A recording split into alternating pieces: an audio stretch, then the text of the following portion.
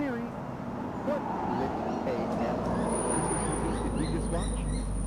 You saw A Night Before Christmas, so you know what that means.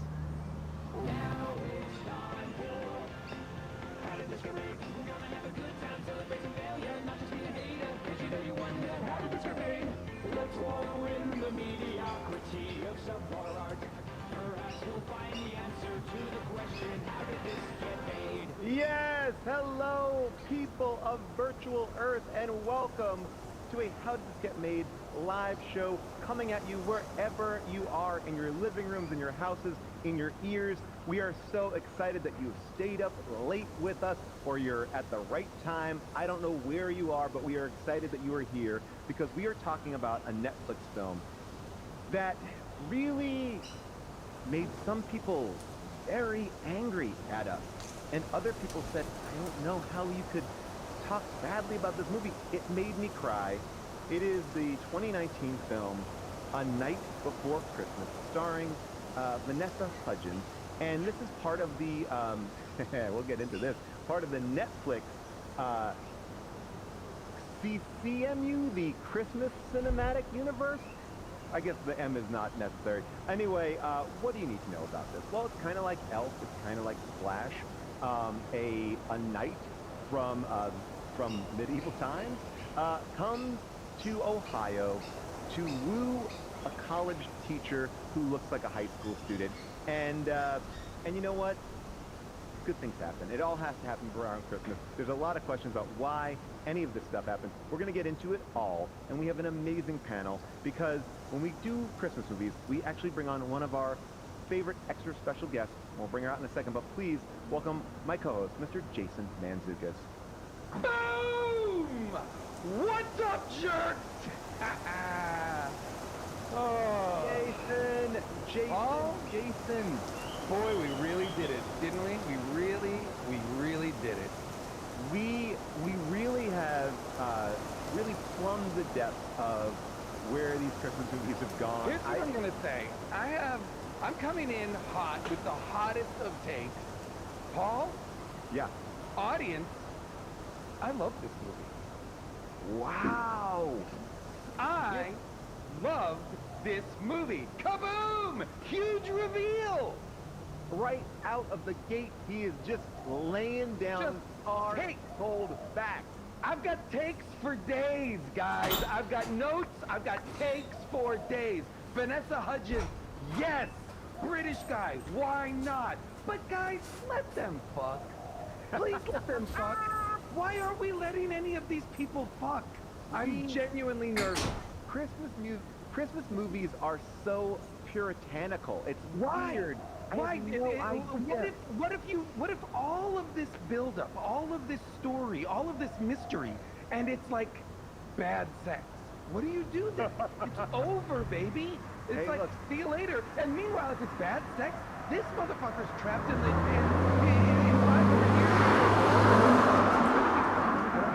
like 1300, I think. years. This guy's fucked. This guy's stone cold. By the way, this guy doesn't have a social security number. How does he survive? All these characters are coming here, spending money willy-nilly. I'm going to say something to you, Jason, that I thought was interesting about this as well. Isn't this the not having sex, isn't that part of the buildup of Christmas? Like, what's in the box? What am I going to get for Christmas? It's the excitement of opening. Wait, are you saying what's in the box, like 7? What's in the box? Do you think the end of 7, that Gwyneth Paltrow's head in the box is a Christmas present? Yeah, it's romantic, right? I thought it was a... You might want to look into that. You should rewatch that movie. I thought Kevin Spacey was Secret Santa, and that was his gift to Brad Pitt's character. Also, I don't mean to correct you straight out of the gate, Paul, but there is absolutely no way that Vanessa Hudgens is a college professor, which is what you said earlier. Oh, sorry. You know, she's a high school. Those kids are kids. Those are little kids. I thought she was in college, but you're right. The campus was so advanced that I forgive. So we'll get into all that. But please welcome a co-host who's going to have so much to say that I know is going to be against what Jason has already stated about this film. Please welcome Miss June Diane Rayfield. Welcome, June. Hi everyone. Hi Jason. Hi Paul. Hello, June. You know, I'm shocked at what I've heard so far. Wow. I watched this movie, as Paul knows, under the best circumstances. What is Tucked that? away in my sauna bed, sweating my little A off, losing Tucked water weight, away.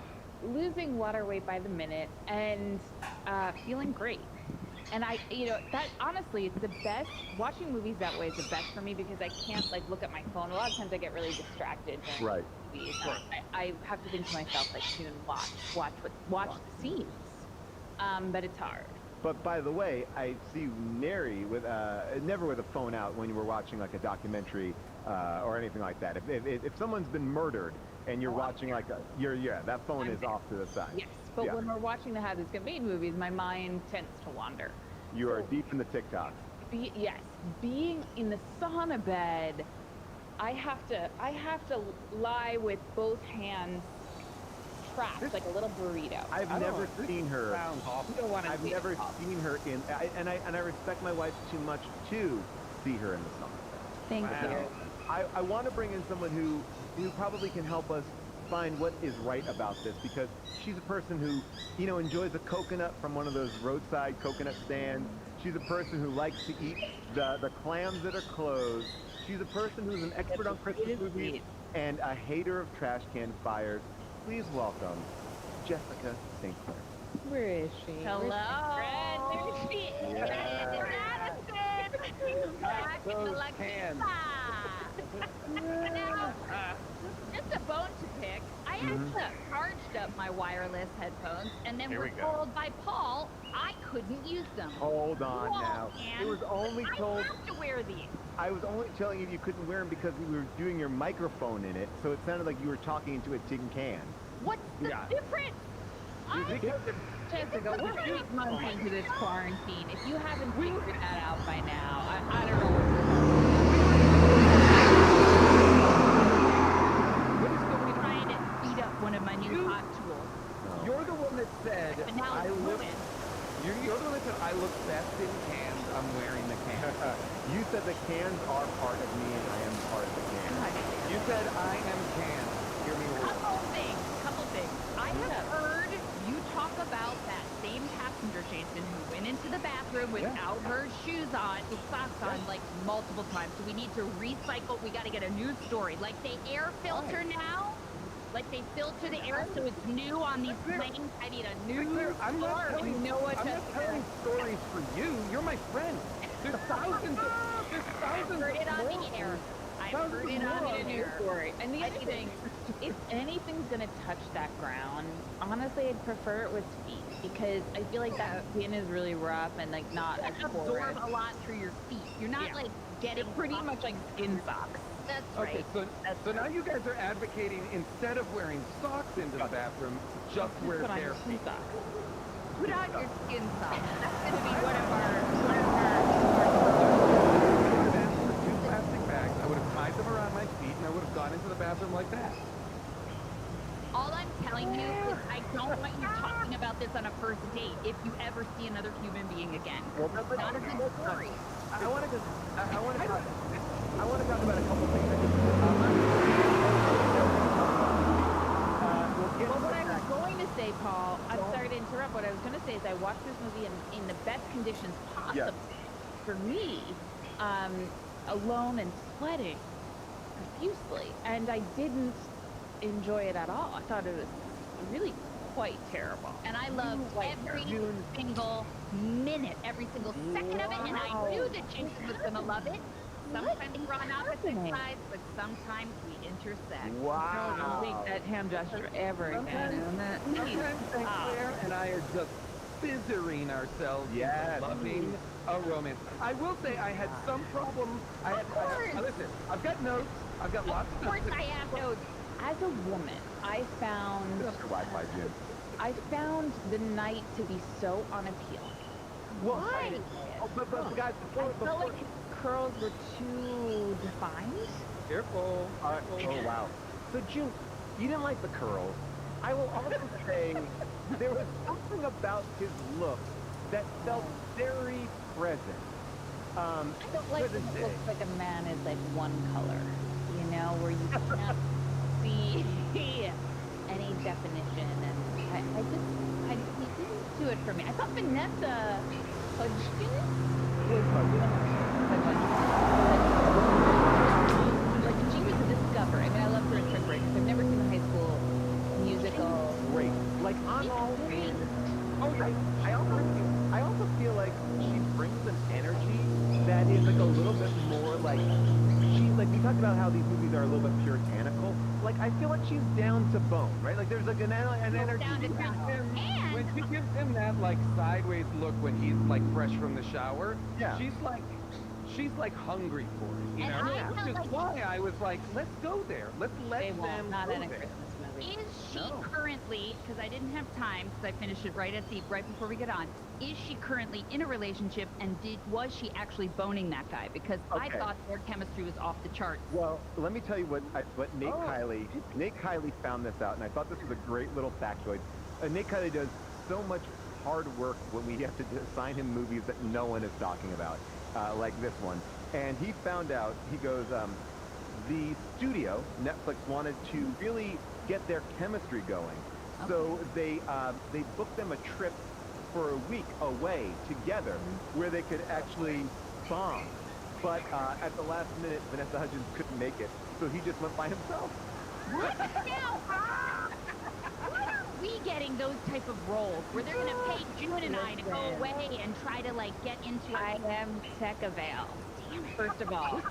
Here's what I'll say. This is for the Netflix people or the Lifetime people or the Hallmark people, whoever's watching and Yes. whoever's going to finance the four of us into one of these Yes. movies. Happy Send us somewhere. Send me away. Please We're send gonna me away. But by we're the gonna way, dig into these characters. yes. so just so you know, I mentioned this at the beginning of the show. Netflix has a Christmas cinematic universe. All their Christmas movies exist in the same world. So, for example, when the knight is watching TV, he is watching a Netflix movie, and I then was going to ask that with Kristen Davis. Kristen, Yeah. yes. and then when Vanessa Very Hudgens weird. talks about the character, that is from another Vanessa Hudgens Christmas Okay, movie. but wait a second. That doesn't make sense. So they don't exist in the same universe. Vanessa Hudgens' character can't find Kristen Davis' character. They just live in a world in which Lifetime movies or Netflix or Lifetime movies exist. Well, but here, yes and no. Like, Quantum physics? It's not like she's 2 towns over from Kristen Davis, right? well, so I Kristen don't know, Davis. can I just say that Christmas Village looked a lot like the Christmas Village that Melissa Joan Hart went to as well. But it looks But that's not them.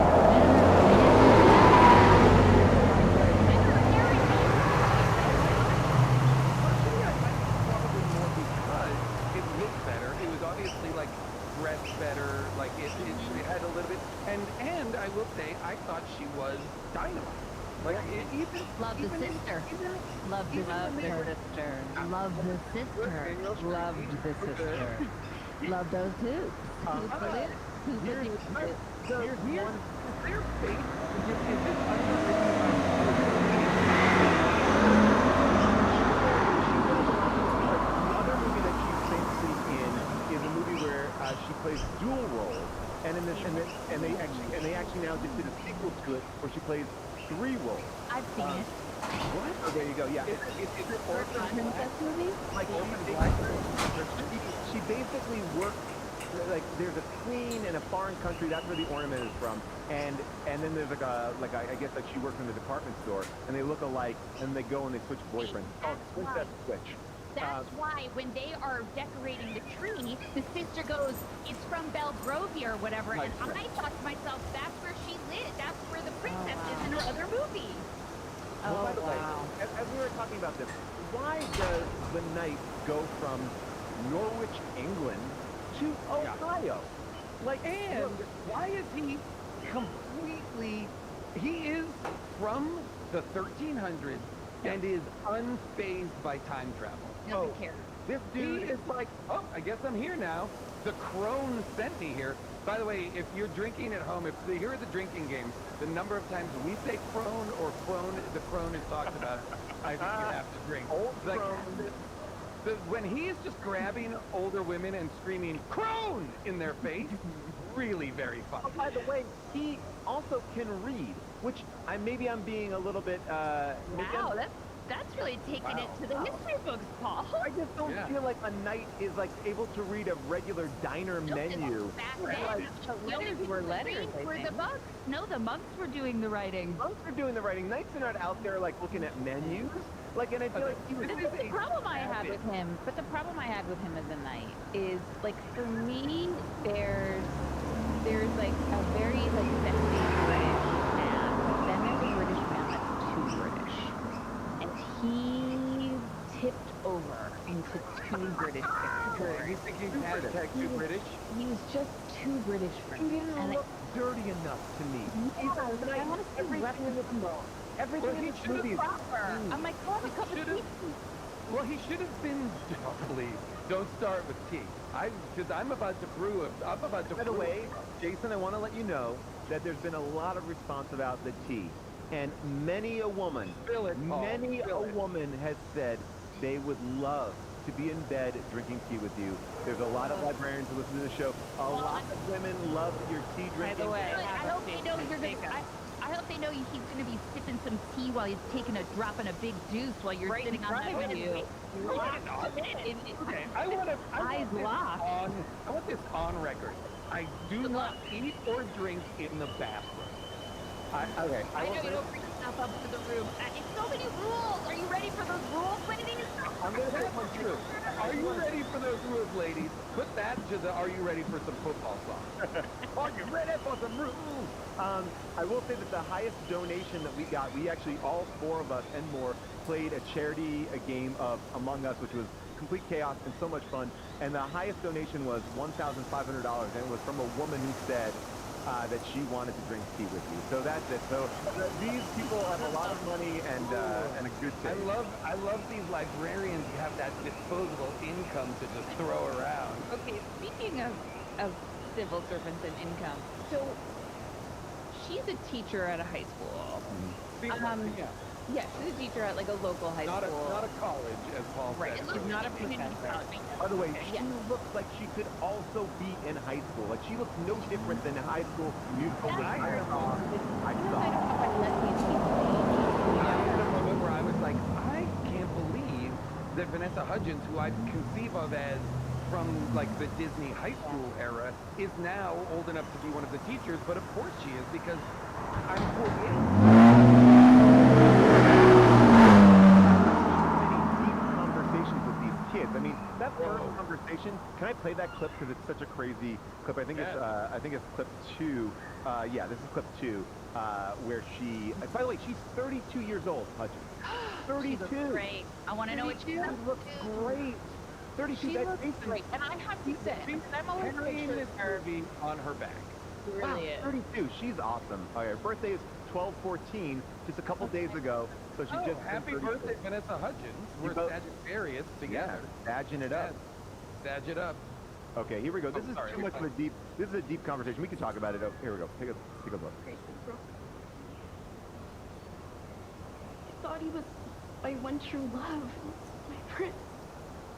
But instead he turned out just to be a frog.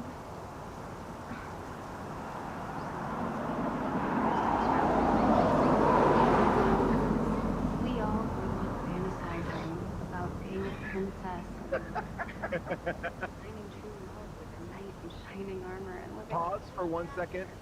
When we watched this, the thing is. when we watched this, June turned to me and said, "I didn't. Never did." Never, not a one. What's amazing is she right here, and then maybe 5 minutes later, the knight both tell other characters the exact plot of this movie, as if the audience is not able to follow it. By the way, also people in the chat right now are like, talk about the wig. I feel upset about that because it's a child, but that wig is so disturbing. But I Yeah, feel they did her bad. wrong. They did I her don't wrong. know. They did her dirty, and They I just don't did her know. wrong. I don't And know. it's Hold on, actually not guys. acceptable. Guys, I need everybody to stop for 1 second. If you look behind Vanessa Hudgens' shoulder at the Yeah. date that is on the blackboard, 2019? December 18th, Oh 2019. my God, it's 1 year ago today. your birthday. This conversation was happening last year. This Candyman? takes place on my birthday? What is happening? Are you gonna be transported back to 1333? Am I gonna be magically transported into this movie to fall in love with Vanessa Hudgens? I mean,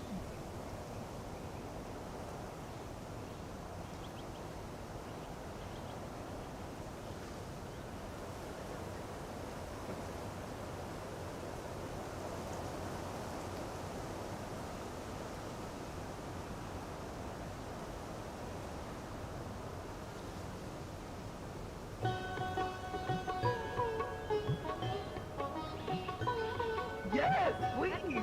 Where is the crone? Crone! Well, I want to talk about something that happened last night while we were watching the movie. And as I said, I watched most of it in the sauna bed, but I watched like the first 15 minutes. No more. You watch. There's 40 minutes left, and you think, I gotta go. I gotta go. I gotta take this to the sweat. Sweat this one out. I gotta sweat this movie out of my pores. I really did. I did detox. So I like look over at Paul. I just happened to look over, and I said something, and he was Googling it, and I see that he has Safari on his phone in incognito mode. Interesting. A lot of secrets with him. And did you What was it? Look, all right. You know what? Sometimes I go on bagelandlots.com, which is a really great internet Wait, you mean website. when coffee meets bagel?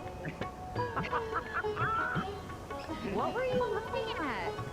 I didn't. I don't even know your password to your phone. I mean, I guess I do, but I don't You really. know my path. You can look I at do. anything in my incognito mode. I don't know why. You can say whatever you want after the fact. Oh, isn't that the you seem like you're willing to share, but of course. Oh, but it's impossible. Maybe I was looking up Miracle Grow and the other kind of. There we go. Interesting. It is interesting, Jessica, and I just want it known. You were so upset that I had incognito mode I on. didn't even know it. I've never heard of incognito. By the way, what do you mean you never heard of it? You literally looked over my phone and said, why is it on incognito mode? I didn't even know. It was so like. When a woman has almost been murdered by their own husband, hide things. Here's the thing. That's how Chris alive.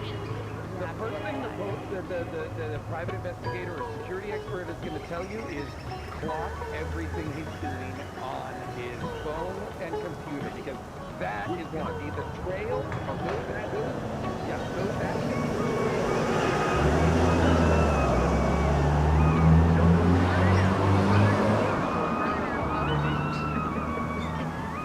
Don't look in the toilet. That's where he's up in the toilet because he knows you guys don't do baptism. But by the way, here's the thing that you know is this.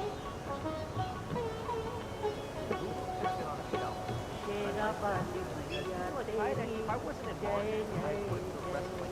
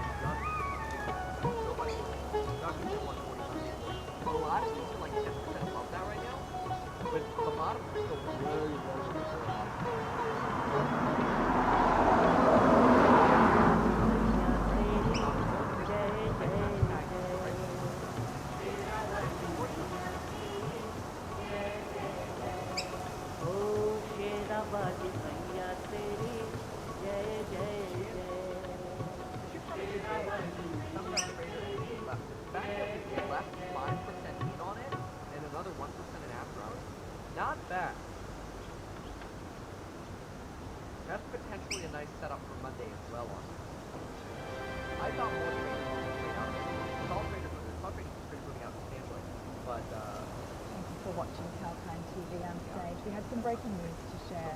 what else? Australia's daily COVID infections have been setting new record levels this week, with many states finding the need to tighten the recently removed restrictions. And after an emergency meeting, Health Minister Greg Hunt advised the time between the second and third COVID-19 immunisation shots.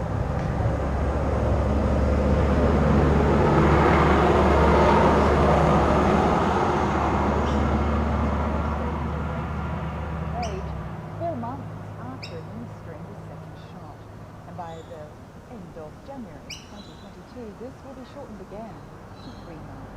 This week there have been slight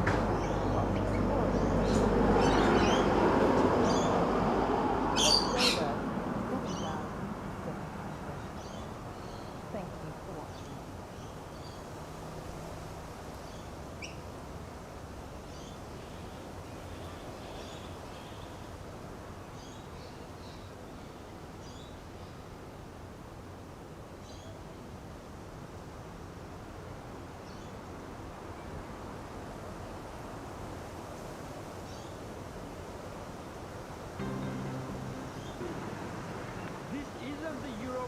migrants had in mind. But neither it is the first time Croatian police are accused of beating them back. This video was taken by the Lighthouse Report group in 2021 during an 8-month investigation into what's called pushback. The practice is illegal under EU law, and its effects are clear to see. We saw how forged maps with maps were appearing through the bushes, and they were beating people inside a Chesapeake River, the Parana River, and forced them back. Another footage was recorded by Afghan refugee Ibrahim Rasul as he and other migrants were deported back to Bosnia just hours after crossing the border. He says police huddled them all, young and old, in the back of a van at gunpoint.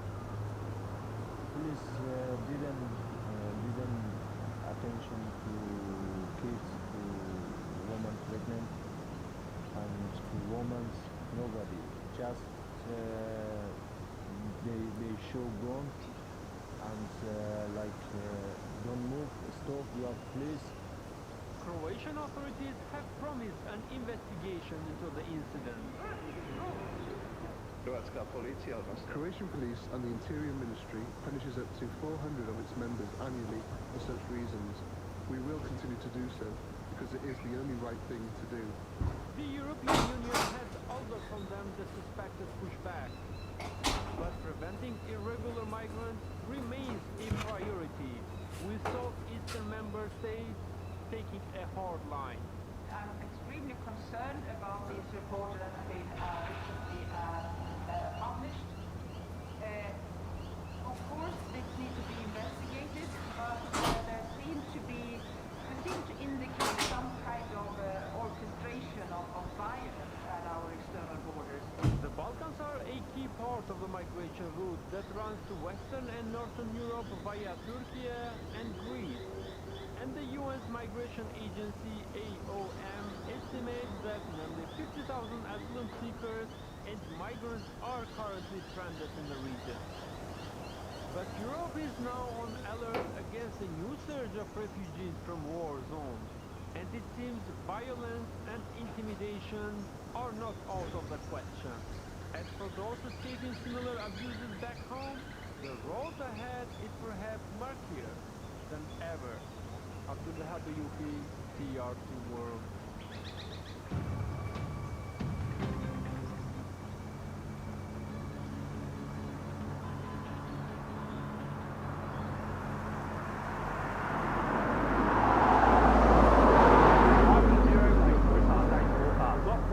Quite a bit of severe weather occurring across different parts of Australia. In the tropical north, the monsoon returns to Darwin in time for Christmas. Rain returns to flood-affected parts of Eastern Australia. Concerningly, extreme heat wave conditions in southwest and western Australia, including this will carry the risk of severe fire dangers for Christmas Day. Let's take a closer look at the forecast. In the tropical north, you can see a low embedded along the monsoon trough, dragging its way down to top end coast, with Darwin seeing a cool, wet day, Christmas Day. Moisture sits to the east of an inland trough, showers and storms from parts of Queensland, cloudy one in rainy and Brisbane, somewhat settled in the southeast, very settled across Adelaide and Alice Springs. If we take a close look at that high pressure ridge is bringing unsettled conditions, also creating quite a bit of heat along that western Australian coast. Very hot, 42 degrees in Perth, with extreme heat wave regions in the region. Having a look further around, we can see 35 degrees up in 35 in Alice, 31 for Darwin, 34 degrees in 28 in Brisbane, 29 for Sydney, 31 for Canberra, Adelaide on 27, and a cool one for Melbourne and Hobart on 21 degrees. And that's it from the Bureau. Keep up to date with the latest Christmas forecast on our website, social media and app.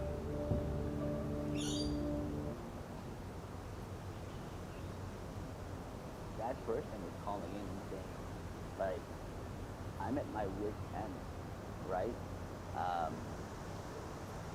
That's scary, right? It's hard for us to be able to take that call. My name is Mohsen Karmali, and I'm the Executive Director of the Youth Helpline.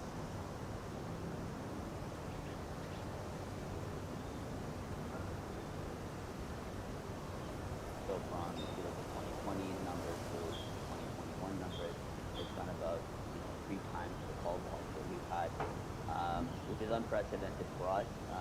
We're obviously ringing the alarm bells, but specifically with Quebec, we've seen an 800% increase in volume. We saw about 300 to 350 so far calls coming from Quebec in 2021 alone.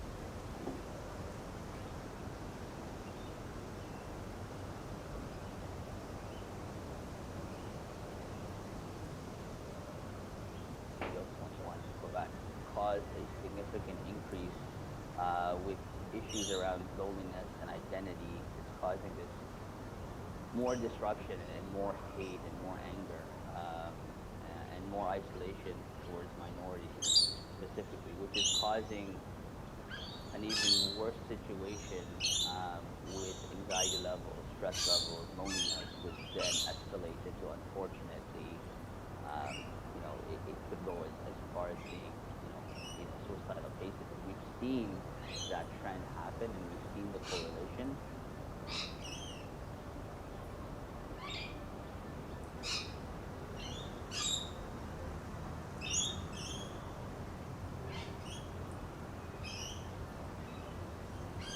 It's going to require all of us, right, to come together. Right? It's going to require, people to get off and get a little bit uncomfortable.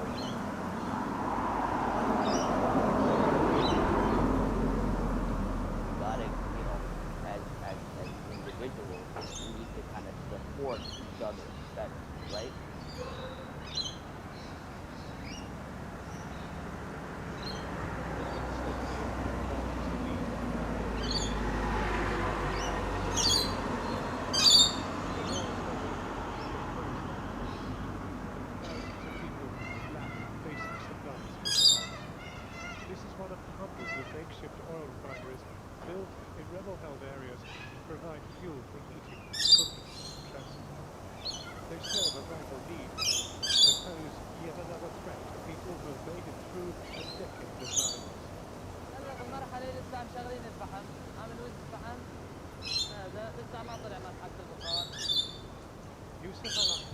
shows our camera around the facility. Syria's professional oil industry was blown apart during the war. But this ramshackle refinery is surprisingly efficient, making gasoline, kerosene and diesel. In this area, they produce 3,000 to 5,000 barrels of fuel a day, depending on how much crude arrives from the Kurdish-controlled oil fields. But for workers like Yusuf, it is a life-threatening business. أعرف معركة يعني إذا ما متت بالقصف بتموت بالغاز في احتراق كامل ما متت بالغاز في انفجارات حراق تنفجر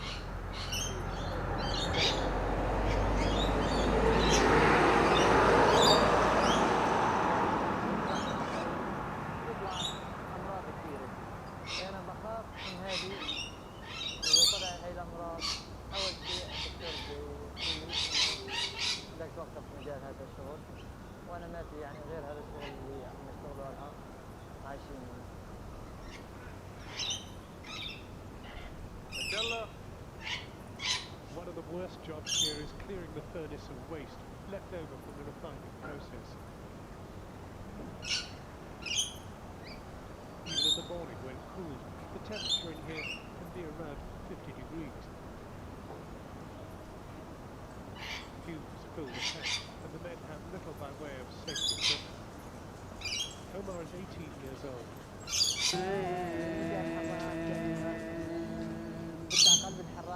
Lord Jesus Christ, who said to your apostles, peace I leave you, my peace I give you. Look not on our sins, but on the faith of your church, and graciously grant her peace and unity in accordance with their will, who lives and reigns forever and ever. The peace of the Lord be with you always. And let us joyfully send the peace and love of Christmas to each other. And this brings other people here to try to scrape together some much needed money.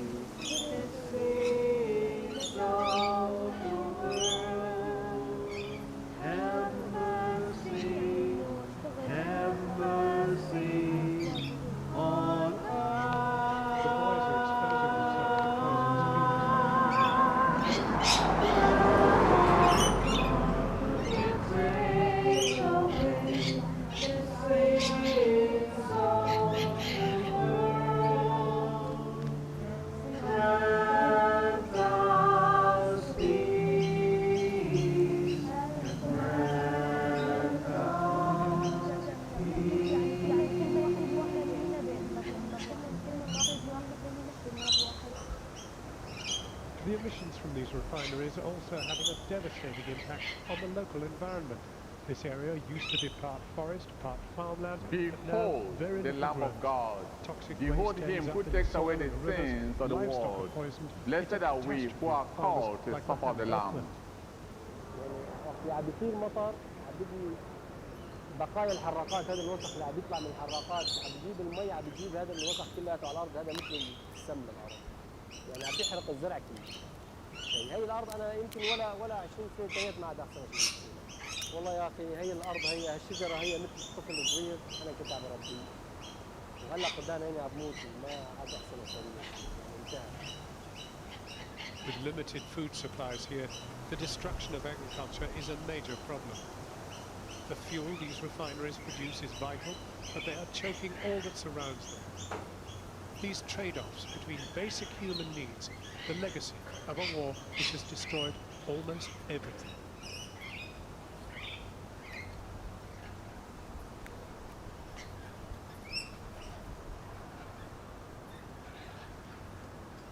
West Asia happens to be one of the worst affected regions in the world from climate change and its many consequences. But what countries are not talking about is military pollution. The US military is one of the worst polluters in West Asia. If the United States was a nation in the region, it would be the 8th largest polluter in West Asia. Our next report explains more. Have a look. The COP26 summit has been touted as the most coveted climate summit of our times. But since its inception, the COP has been failing to deliver. This year was no different. The goal was to reduce humanity's carbon footprint. In focus were fossil fuels, net zero goals, and climate finance. But missing from the discussion were armed forces. Western militaries are major polluters. For years, this has been a closely guarded secret. Greenhouse emissions are on the rise in West Asia, but insert the word national interest, and conservation is forced to take a back seat. The prime example is the US military. It is the planet's largest institutional consumer of petroleum. also the single largest producer of greenhouse gases. Sample this. From 2001 to 2017, the US military produced around 1.2 billion tons of carbon dioxide emissions. 400 million tons were directly accountable to the post-9/11 wars, like those in Afghanistan, Iraq, and Syria.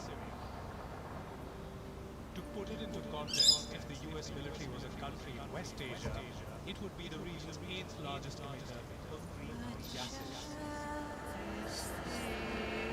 The main cause behind these emissions is the burning of jet fuel. For example, the coveted US F-35 fighter jet burns around 5,600 liters of fuel every hour. To put this into perspective, it would take 19 miles to double a similar amount of fuel over a period. But when it comes to killing terrorists or taking on adversaries, who cares about us? But fuel consumption is only a part of the tale. Its carbon footprint is even worse. Moving equipment and transporting them leaves a massive carbon footprint behind.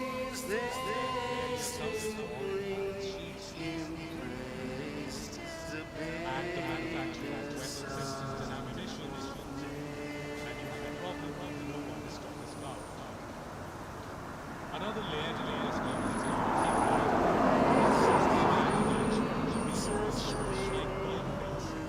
US Army is inspired by carbon. It is a way to get rid of it, but this releases a myriad of toxic pollutants, making it difficult for anyone. The pollution stemming from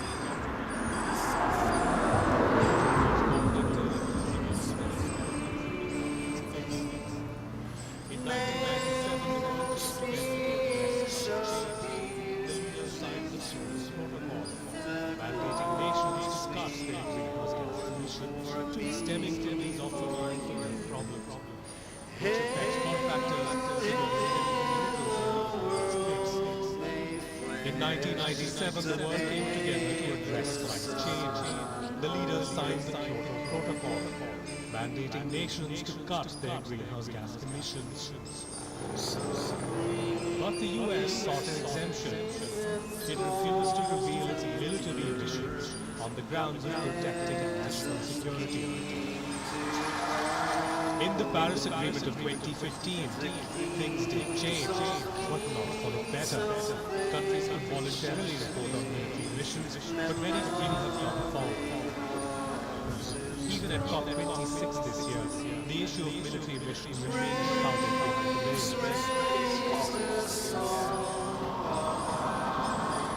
For years, military pollution is the skeleton in the Western skies, causing the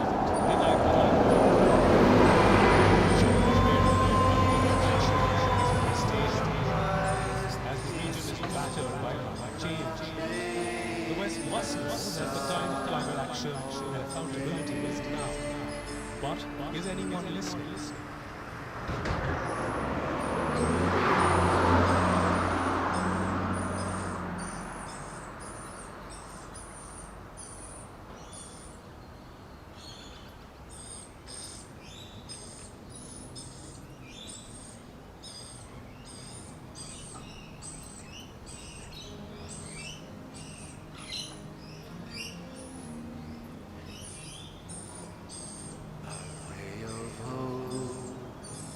Flickers in the sky,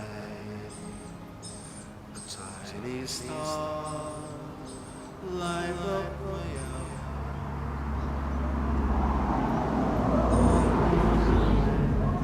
Those are brand new morn, things must pass when the child is born. A silent wish sails ever seas, so winds of change whisper in the trees. On the world rumble, toss and mourn, days comes and pass when the child is born.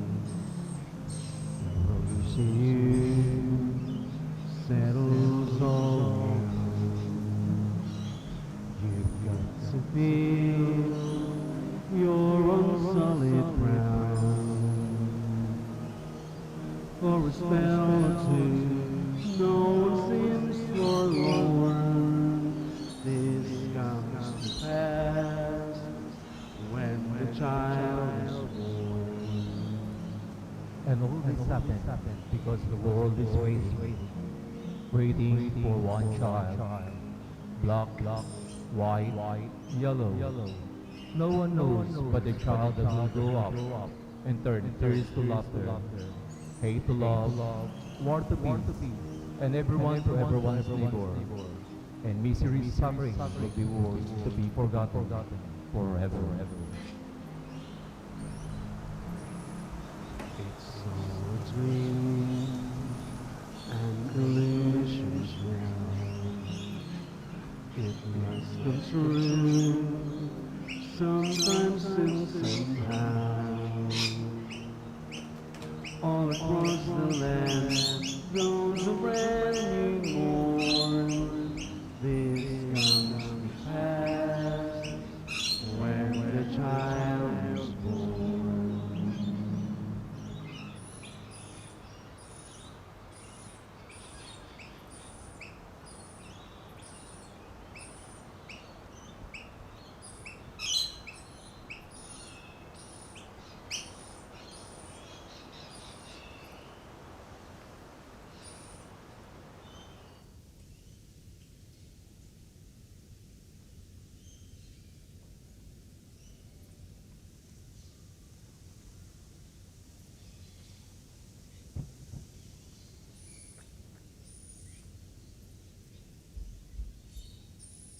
Yeah, we shall take out the second collection and then sing. Okay, sing Holy Night, and then while we take out the second collection.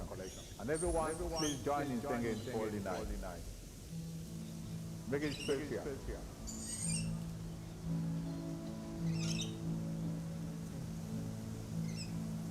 Holy night, the stars are brightly shining.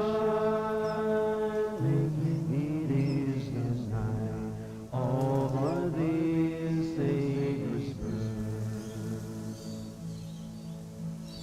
Long lay the world in sins and error pining, till He appeared and the soul felt a thrill of hope. The weary world rejoices, for yonder breaks a new and glorious morn. Fall on your knees,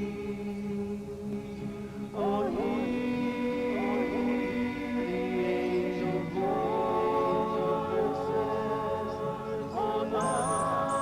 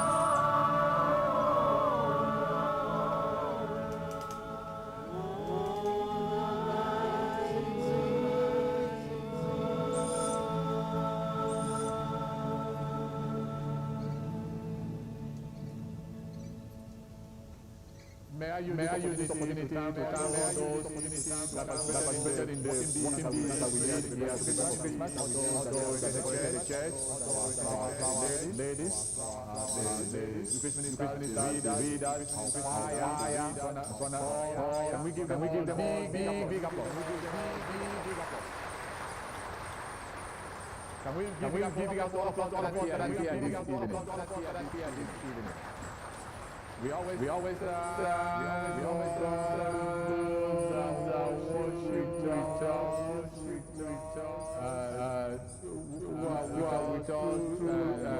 speak and sing. We also worship during Christmas. Any visitor among us, we are welcome. Please, can we give a big applause to all our visitors?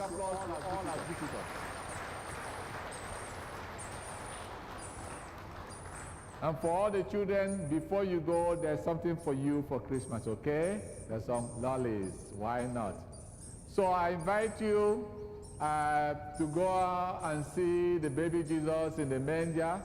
And if you want to give some donations too, it goes to St. Vincent de Paul to help the needy. So normally there will be something there in case there's any donation, it goes to help the needy in our society. If I did not mention your name, the Lord knows you, and the Lord will bless you. So thank you all for being here, and may the good Lord bless you all in Jesus' name. In Jesus' name. The Lord is good. The Lord is good. And all the time. And say, I love you, baby Jesus. Please stand, we conclude.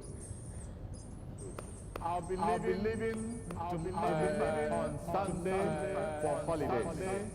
I'll be going to Nigeria. So in case you don't see me for some weeks, know that Frachino is in Nigeria. You're not allowed, Father. You're not allowed, Father. I'll bring good wishes to my people over there.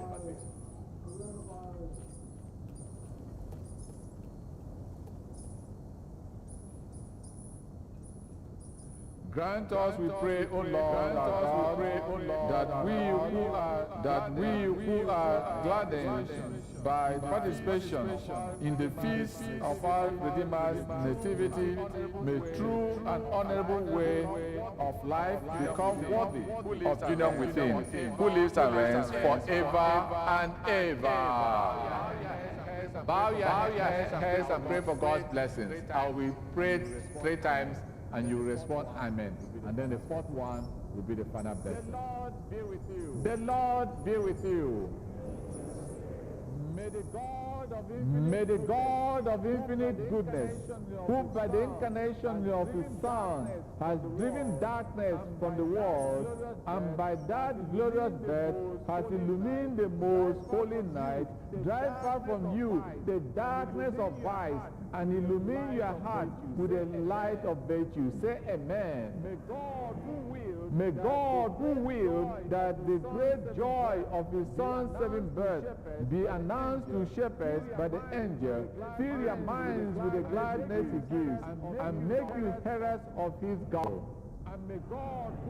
And may God, who by the incarnation brought together the earthly and heavenly realm, fill you with the gift of His peace and favor, and make you sharers with the church in heaven.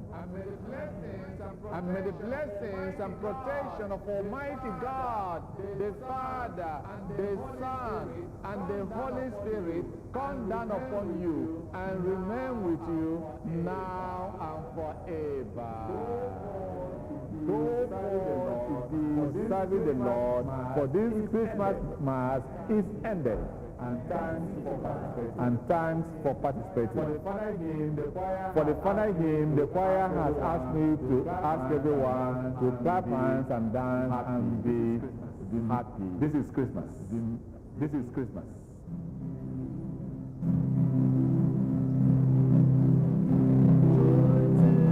Joy to the world, till Christ come. Let all we sing every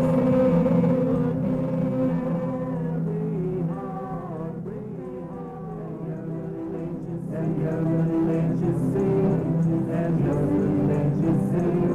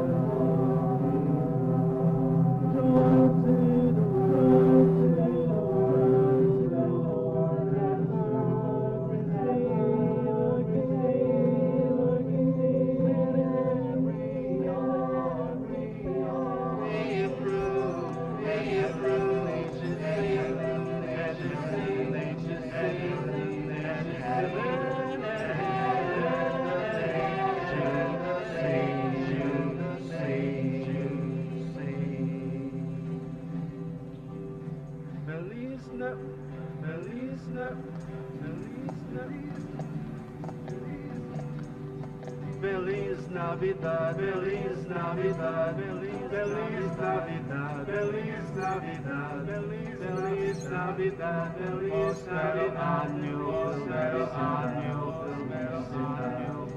Feliz Navidad, Feliz Navidad, Feliz Navidad, Feliz Navidad, Feliz Navidad, Prospero año, Prospero año, Prospero año. I wanna wish you, I wanna wish you, I wanna wish you, I wanna wish you, I wanna wish you, I wanna wish you,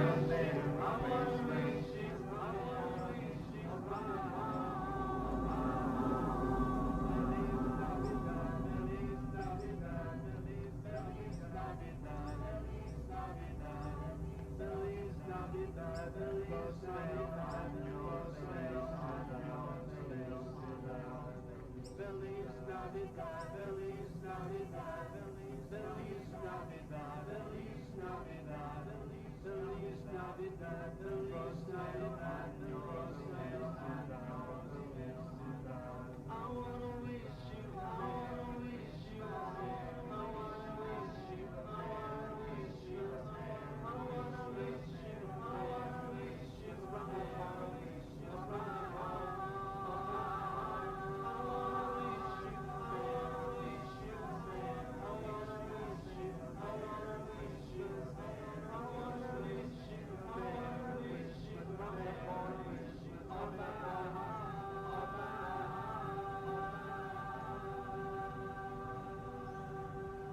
Merry Christmas, Merry Christmas, Merry Christmas.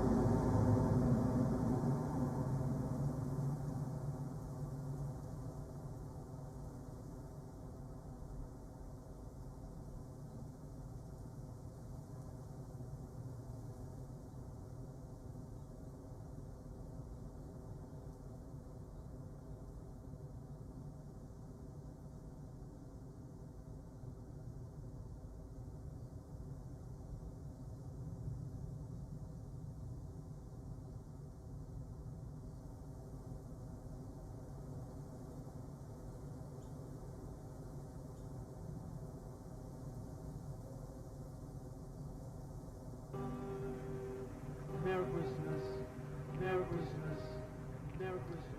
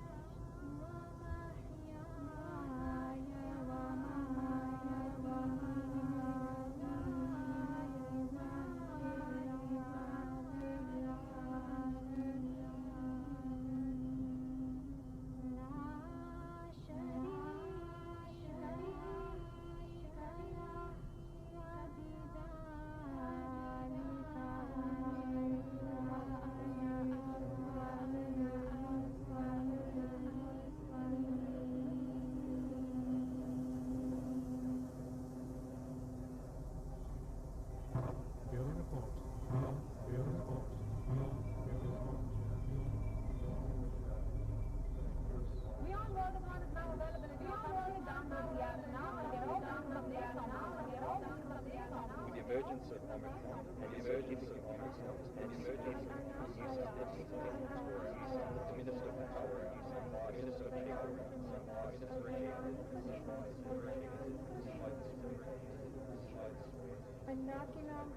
the Minister for Health, the Minister for People, the Minister for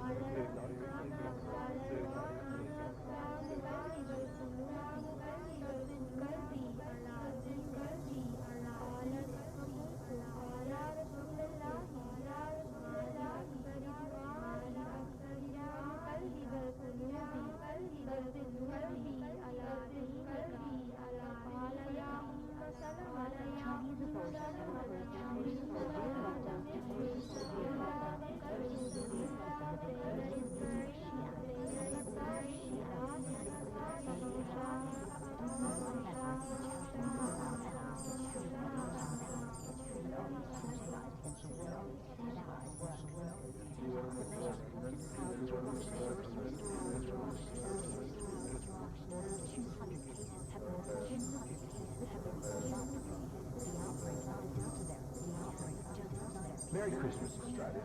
Merry Christmas, Australia. Merry Christmas,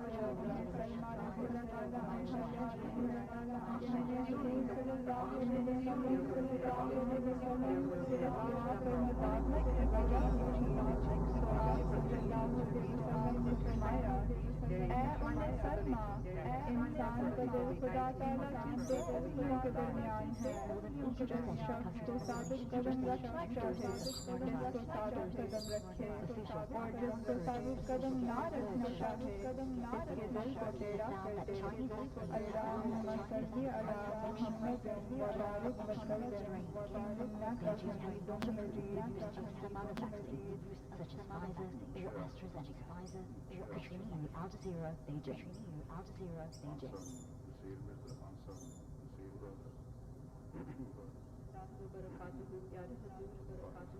बिस्मिल्लाहिर्रहमानिर्रहीम इरशादात हज़रत मसीह मौद अलैहिस्सलाम हज़रत मसीह मौद अलैहिस्सलाम फरमाते हैं कि मेरी नमाज और मेरी कुर्बानी और मेरा जिंदा रहना और मेरा मरना सब खुदा के लिए है और जब इंसान की मोहब्बत खुदा के साथ इस दर्जा तक पहुंच जाए कि उसका मरना और जीना अपने लिए नहीं बल्कि खुदा ही के लिए हो जाए तब खुदा जो हमेशा से प्यार करने वालों के साथ प्यार करता आया है अपनी मोहब्बत पर उतारता है और इन दोनों मोहब्बतों के मिलने से इंसान के अंदर एक नूर पैदा होता है जिसको दुनिया नहीं पहचानती और ना समझ सकती है और हजारों सिद्दीकों और बरगज़ीदों का इसीलिए खून हुआ कि दुनिया ने इनको नहीं पहचाना और इसीलिए मक्कार और खुद गर्ज कहलाए कि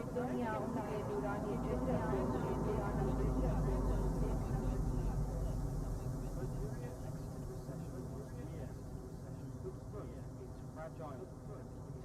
Monetary Fund says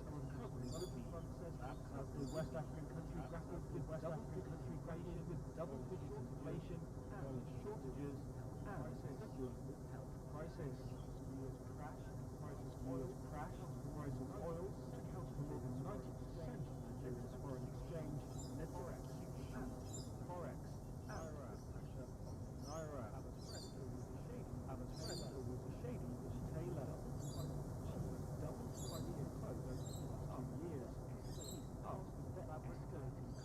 Fabric and there is no green or phone attending any place at all. So if things are stable, right now nobody knows what's happening. She says there will be little to share with neighbours at the traditional time of giving. This Christmas she fears will be really hard. Mostly good cheer on markets here and globally overnight. The All Ords finished up 0.5% and up 1.5% for the week. That's the strongest Christmas week since 2018. Nearly dollar is sitting just over 72%. Overnight US stocks rose to a record high on hopes the US economic recovery can weather the Omicron flare-up. While in the UK it was the opposite. Omicron fears weighed on markets. It seems hard to know what to do at this strain. Here it seems some are voting with their feet. The rapid rebound in activity is starting to pull back, particularly in states where the virus is on the loose. Restaurant bookings remain below pre-lockdown peaks. Bookings are dropping. People are still on the move though, but driving and public transport and flying become less appealing. Which is bad timing because petrol prices remain high. They don't have to be from their peak, because while they've fallen from their peak, the difference between the retail price and the wholesale price is the widest you can see is the widest it's been this year. Since 1984, a US index has been measuring the cost of Christmas, specifically the gift in the 12-day Christmas. The huge plunge in the price last year was due to COVID's cancellation of live performances. So the 12 drummers drumming, 11 pipers piping, 10 lords leaping and 9 ladies dancing were off the bill. This year they're back, and due to increased wages, are more expensive than ever. The rising gold price has lifted the 5 gold rings biggest jump. Biggest jump has been the Guineas. They're up 57%. The swans remain the big ticket items, $13,000. A partridge in a pear tree, a croissant at $222. That's up only 6%. A Merry Christmas to you and your true love. That's finance.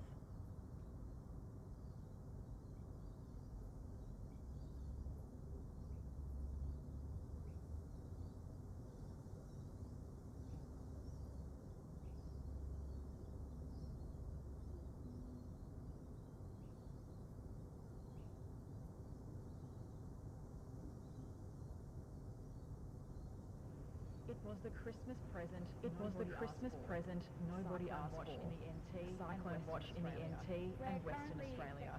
We're currently expecting that this system will develop to a Category 1 cyclone, which will see sustained winds of 89 to 117 kilometres an hour, but you could see wind gusts upwards of 150 Authorities issued the watch alert. Authorities have issued the watch alert for a large stretch of coast in the northwest top end, covering communities between Point Stewart in the NT all the way to Columbaroo in WA. They say there's a chance of a cyclone nearing Darwin on Monday. Here's a timely reminder. Cyclone Tracy devastated Darwin in 1974 on Christmas Eve, and here we are again faced with a significant weather event on Christmas Eve. Damaging winds of up to 100 kilometres per hour are expected from tomorrow night on Christmas Day. Authorities are urging those in the watch zones to prepare their cyclone kits. Now is the time to prepare your family home, your emergency kit, and understand and know where you're going to shelter. Darwin shoppers say they've started filling their trolleys with emergency items and long-life food alongside the Christmas ham. Look, in terms of a cyclone coming, bring it. You know, we've got plenty of food, lots of bubbles, lots of food, so yeah, no issue. Only just got the news, but more focus on tomorrow, so classic Cyclone Tracy syndrome, I suspect. I mean, like, we've been in lockdown for however many months back down in Sydney, so we're kind of accustomed to, locking down and making the most of a bunch of pasta and all sorts of things. Emergency services say in spite of the possible threat, they're not panicked. We're not worried. We've got faith in the general public, the Darwin public, to do the right thing, but we're encouraging people to pay attention to the weather, keep updated and stay safe over this period. It's a message those in the north have heard many times before as a wild and wet Christmas approaches. Samantha Dick, ABC News, Darwin.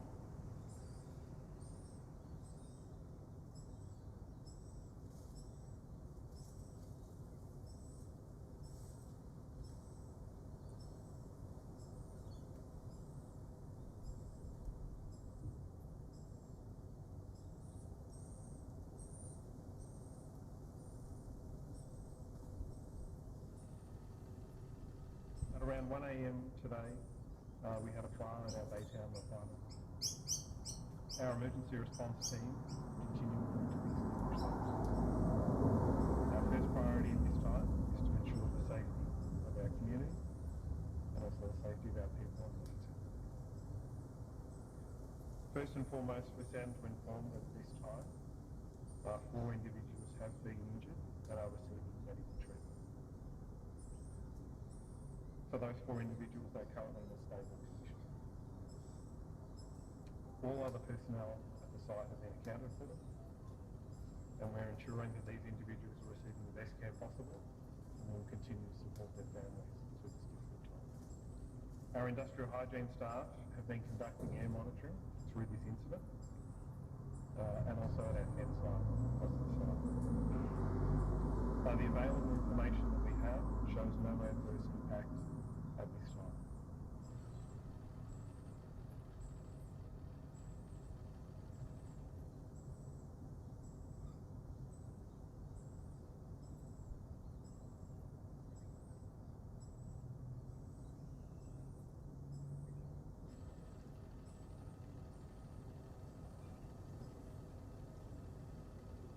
At around 1 a.m. today, we had a fire at our Baytown refinery.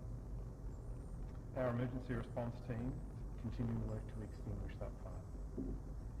Our first priority at this time is to ensure the safety of our community and also the safety of our people on the inside.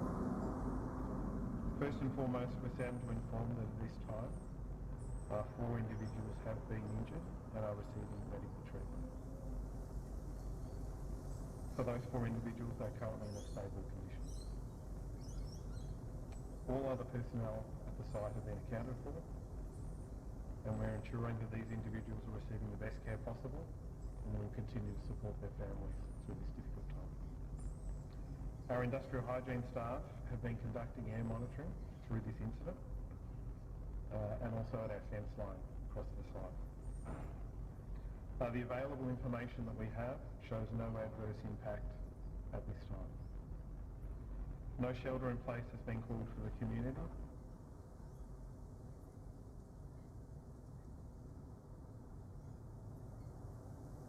We have issued a cyclone watch for communities from Point Stewart in the NT, right through Darwin, the Tiwi Islands, and through Columbaroo in northern Kimberley in Western Australia.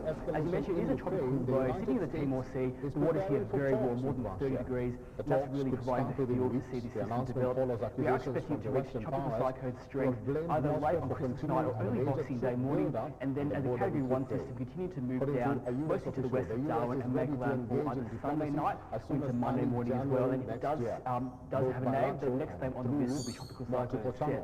And so for those communities in the watch area, they can expect very strong winds to start to develop from late tomorrow in excess of 100 kilometres an hour, heavy rainfall up to 200 millimetres a day, as well as very dangerous conditions out in the world, either late on Christmas night or early Boxing Day morning, and then as a Category 1 system continue to move down mostly to the west of Darwin and make landfall either Sunday night. Watch communities in Point Stewart in the NT, right through Darwin, the Tiwi Islands, and through the Columbaroo in northern Kimberley in Western Australia. As you mentioned, it is a tropical low sitting in the Timor Sea. The waters here are very warm, more than 30 degrees, and that's really providing the fuel to see the system develop. We are expecting to watch for communities from Point Stewart in the NT, right through Darwin, the Tiwi Islands, and through the Columbaroo in the northern Kimberley in Western Australia. As you mentioned, it is a tropical low sitting in the Timor Sea. The waters here are very warm, more than 30 degrees, and that's really providing the fuel to see the system develop. We are expecting to reach tropical cyclone strength either late on Christmas night or early Boxing Day morning, and then as a Category 1 system continue to move down mostly to the west of Darwin and make landfall either Sunday night or into Monday morning as well. And if it does have a name, the next name on the list will be Tropical Cyclone Seth. And so for those communities in the watch area, they can expect very strong winds to start to develop from late tomorrow in excess of 100 kilometres an hour.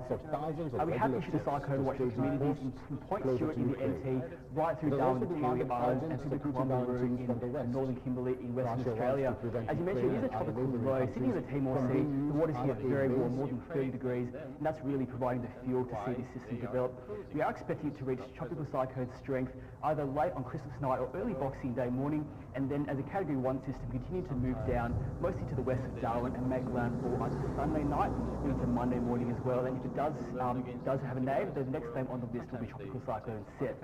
And so for those communities in the watch area, they can expect very strong winds to start to develop from late tomorrow in excess of 100 kilometres an hour, heavy rainfall up to 200 millimetres a day, as well as very dangerous conditions out in the water as well. And so for communities right across that kind of area, definitely pay attention to all the watches and possibly warnings over the next 2 or 3 days or so. But of course, residents across the top end do know that once the cyclone does start to move towards the land, it can become quite erratic as it interacts with the land.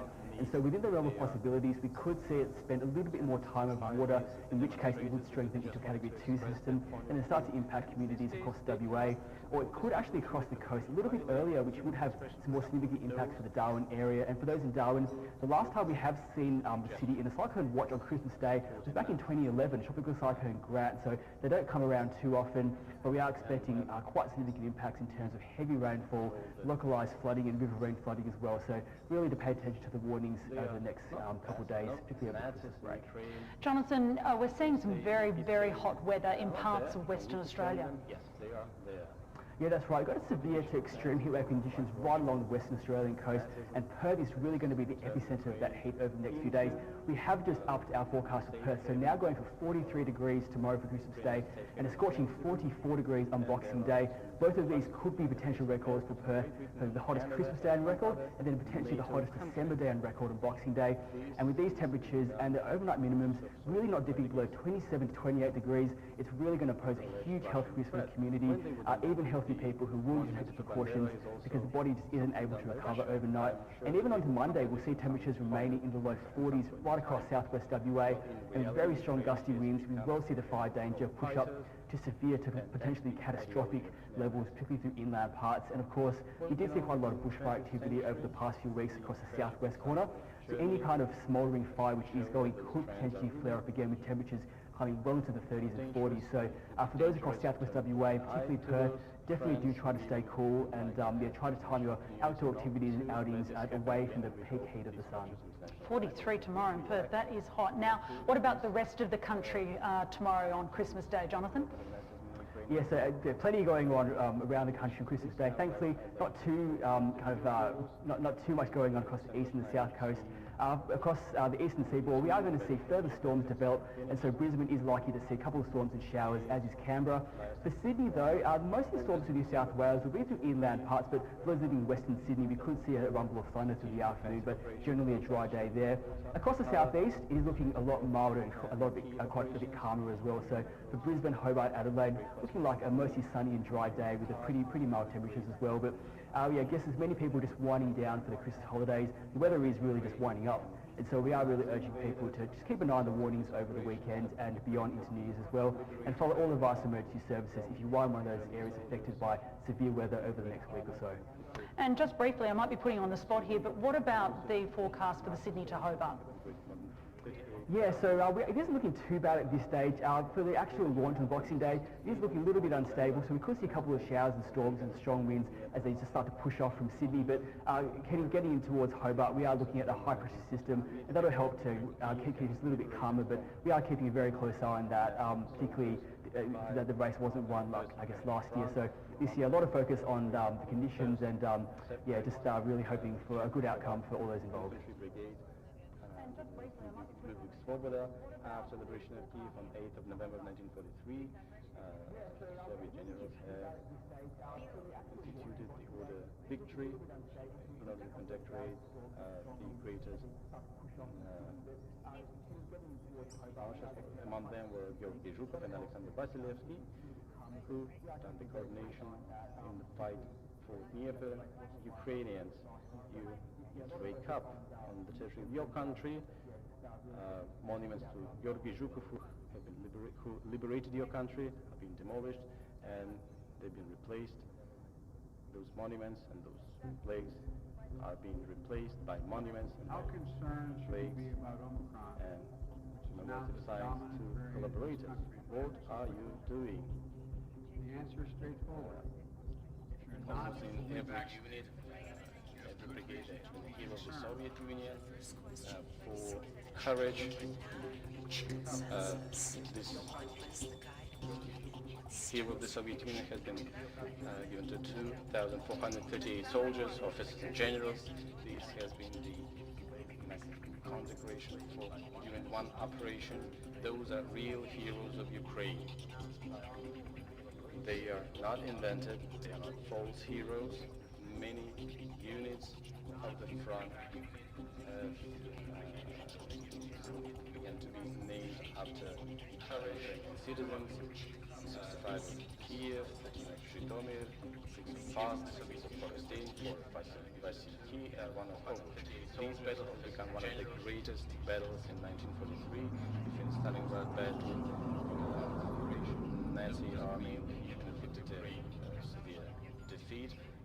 In Kursk, they lost their hope to change the course of war, and during the Battle of Dnieper, the Battle of Dnieper has shown that Wehrmacht is not able to stop the offensive operation of the Red Army.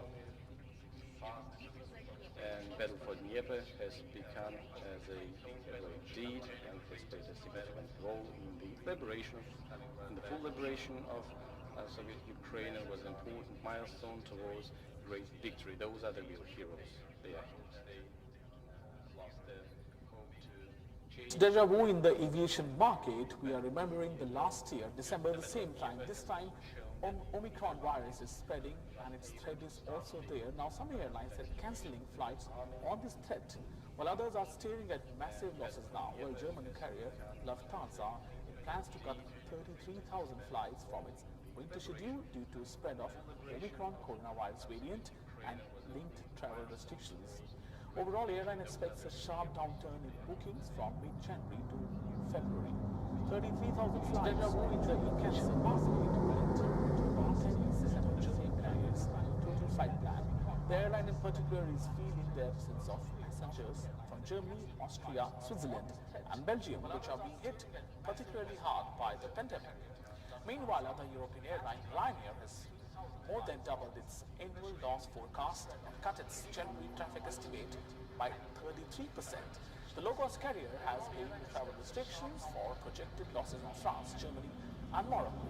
following images of have been there. As a result of the cuts, Ryanair, which just last month announced its first quarterly profit since start of pandemic, now expects to post a net loss of between $283 million to $500 million in the 12 months to the end of March. Now it expects to fly just under 100 million passengers in this year to end of March from an earlier forecast of just over 100 million, by 33%. The low-cost carrier has been travel restrictions for projected losses in France, Germany and Morocco, following images of have been there. WION now available in your country. Download the app and get all the news on the move. Now expects to post a net loss. And welcome. Our top story at this hour. As the highly transmissible Omicron variant continues to rage across Europe, many countries are now stepping up measures and reintroducing mask mandates to curb the spread of the virus.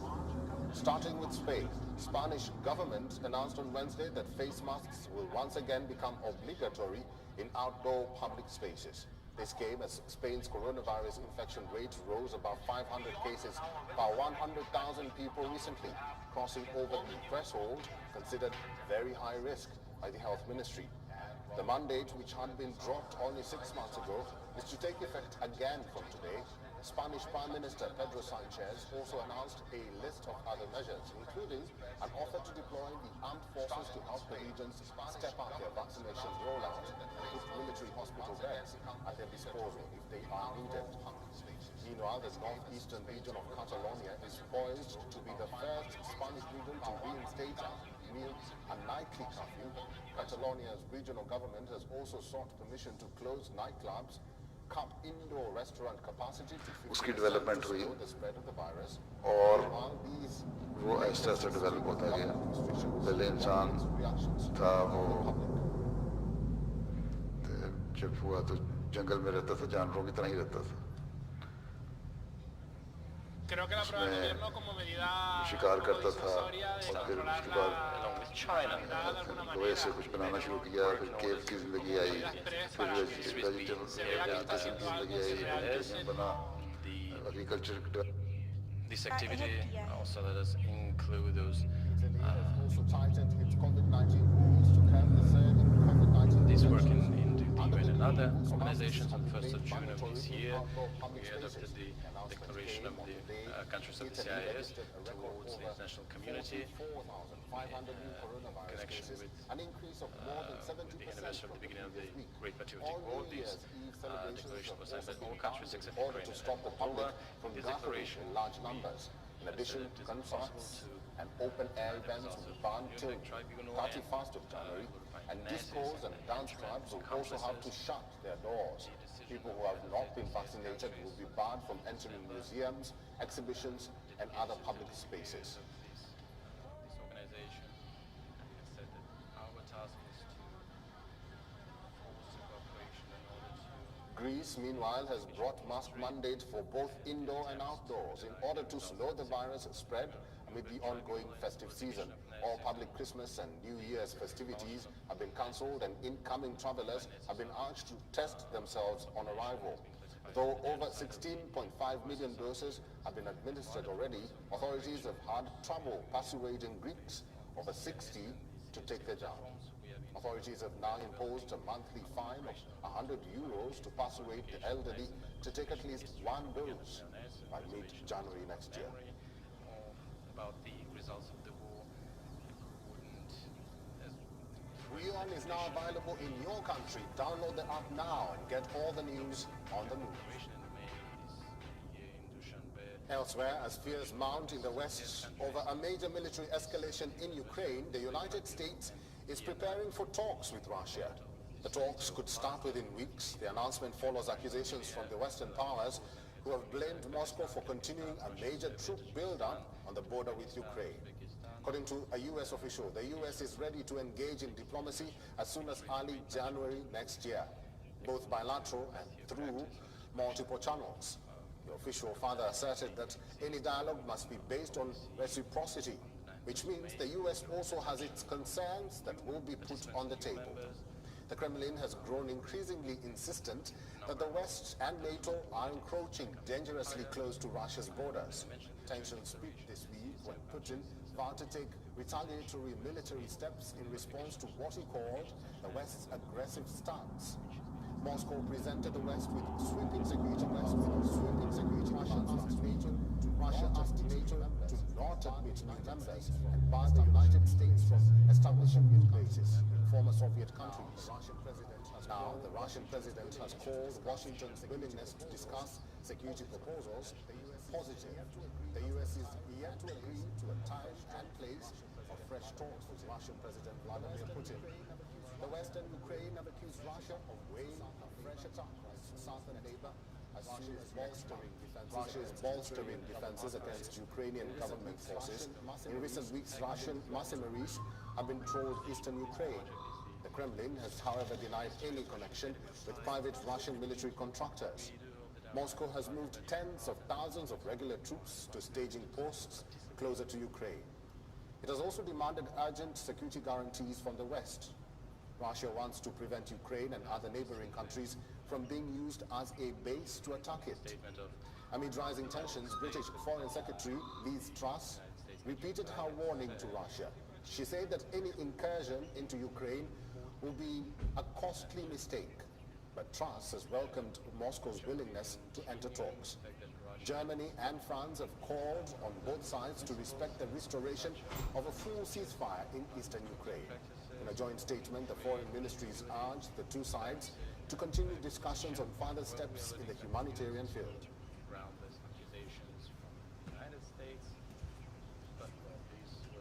WION is now available in your country. Download the app now and get all the news on the move.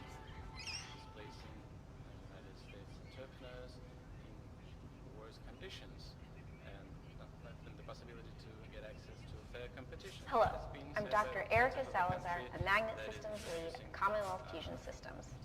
It's Friday, the 24th of December, and I hope you're all having a safe, wonderful holiday season. And this is your Fusion News Update. Stories today include 1. On the brink of a new era in nuclear fusion R&D. 2. Department of Energy announces second round of fiscal year 2021 public-private partnership awards to advance fusion energy. 3. World-leading experts join UKAEA fusion energy mission. 4. Breakthrough in efficient powering of high-temperature superconducting magnets. And I got a couple bonuses for you at the end. 1. On the brink of a new era in nuclear fusion R&D. This has been a great year in fusion news. This article in Nature Physics Review does a great job summarizing how the fusion industry today has demonstrated multiple factors that will accelerate the delivery of fusion energy to our grid by mid-century or earlier. These factors include the large boost in private and public investment for fusion programs, such as the recent funding rounds by Helion and Commonwealth Fusion Systems, which were highlighted in recent Fusion News updates, recent breakthroughs in technological innovation, such as NIF's peak performance back in August and Commonwealth Fusion Systems magnet technology demonstration tests, and the roadmap for multiple demonstration fusion power plants and testing facilities. The Nature article also illustrates the different technological approaches between the public and private sector fusion programs, and the current development status in a pie chart shown here. For example, this chart shows how 60% of privately funded projects and only 20% of public sector projects are based on new designs alternative to the tokamak design, such as General Fusion's magnetized target fusion device design.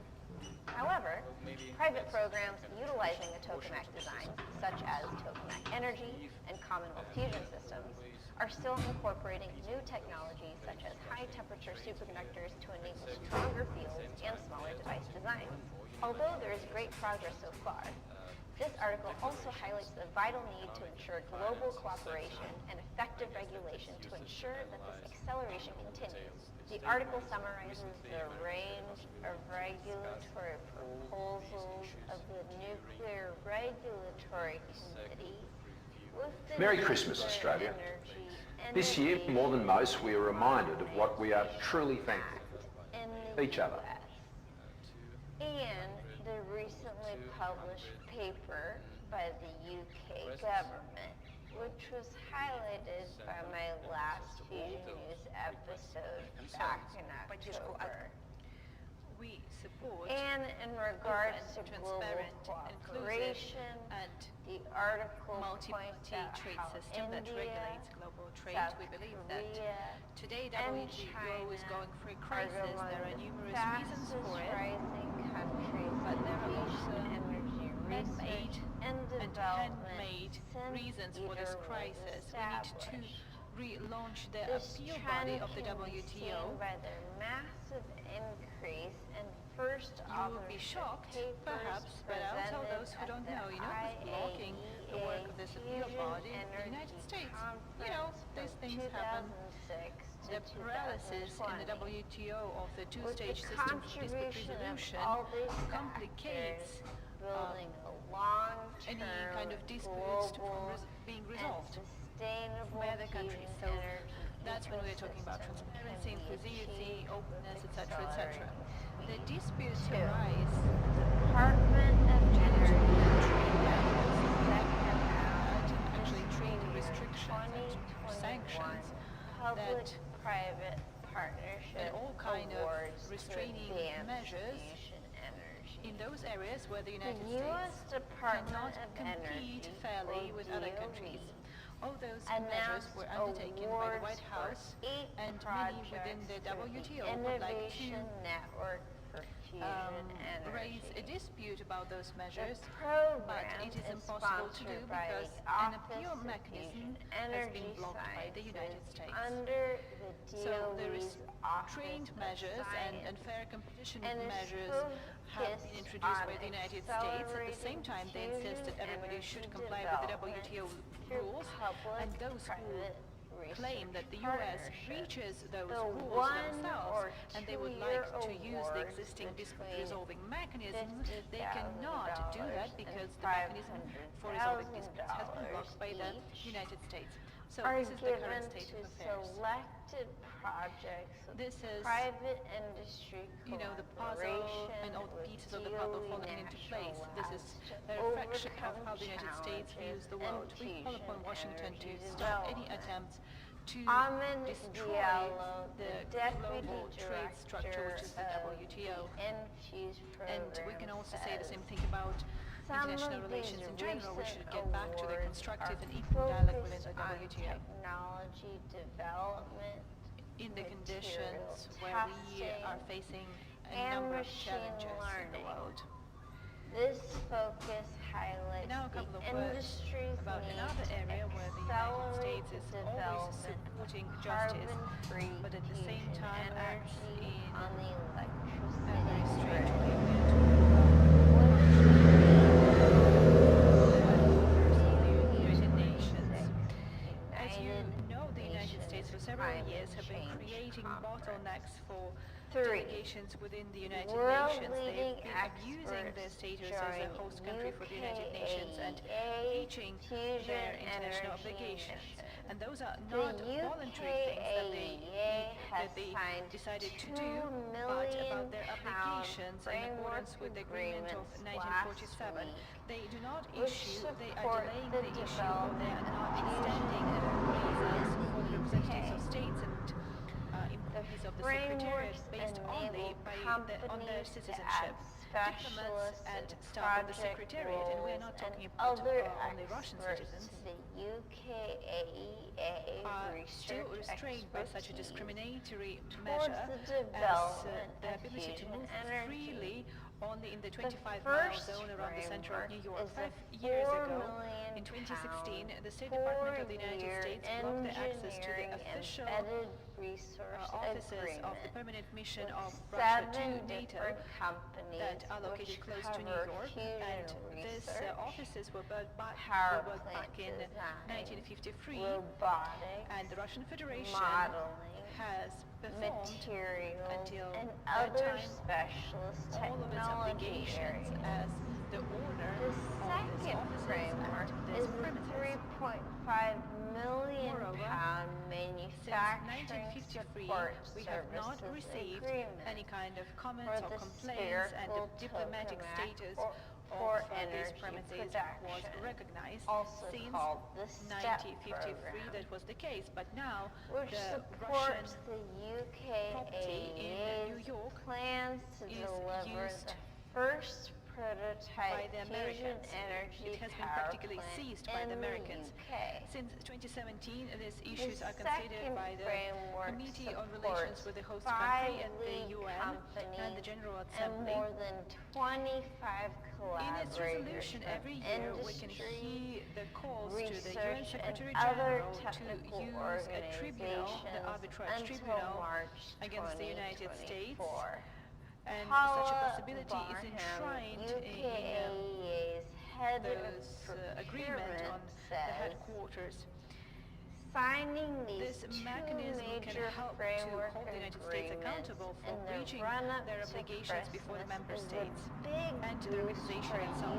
UKAEA Another resolution of the and General our Assembly was adopted in partners, December of this year, joining and forces with this such procedure to hold the world-class United States accountable should be initiated by Antonio organizations Guterres, brings the Secretary General. exciting He has the mandate for opportunities it, for us but in to response we team only up hear with that the a Secretary wide General is concerned range by the of situation and is experts. trying to informally find a With way this type of to resolve this issue with the host collaboration country. vital However, to there's no UKAEA, real progress. succeeding The and United States does not positioning want to the go back to adhering the UK agreements of as a 1947 leader or the in resolution of the General sustainable Assembly. fusion energy. So, Antonio Guterres There's now, as a also an guarantor of the interview agreement in of Power 1947 needs to Engineering immediately undertake International practical with measures Tim to Bestwick, officially Chief launch the Technology arbitration. Officer at UKAEA, talking about commercialization of fusion in the UK and how public and private sectors should work about work. Also an interview in Power Engineering International with Tim Bestwick, Chief Technology Officer at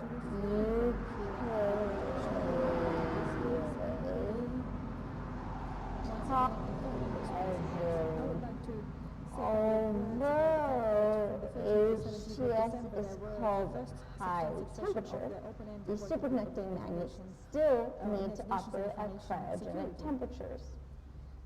For reference, low temperature superconducting, or LTS, magnets are limited to operating temperatures around 5 Kelvin for fusion conditions like an ITER. On the other hand, HTS has the ability of operating at elevated temperatures and with higher temperature margins with even higher magnetic field capability. At any rate, one of the primary challenges for any superconducting magnet in a fusion environment is the cryogenic cooling system, which is also one of the larger power consumption loads on a tokamak. Improving cooling efficiency will lead to overall cost reductions for future fusion power plants. The power electronics team at Tokamak Energy completed successful tests last month that demonstrated a 50% reduction in power required to cool their HTS magnets.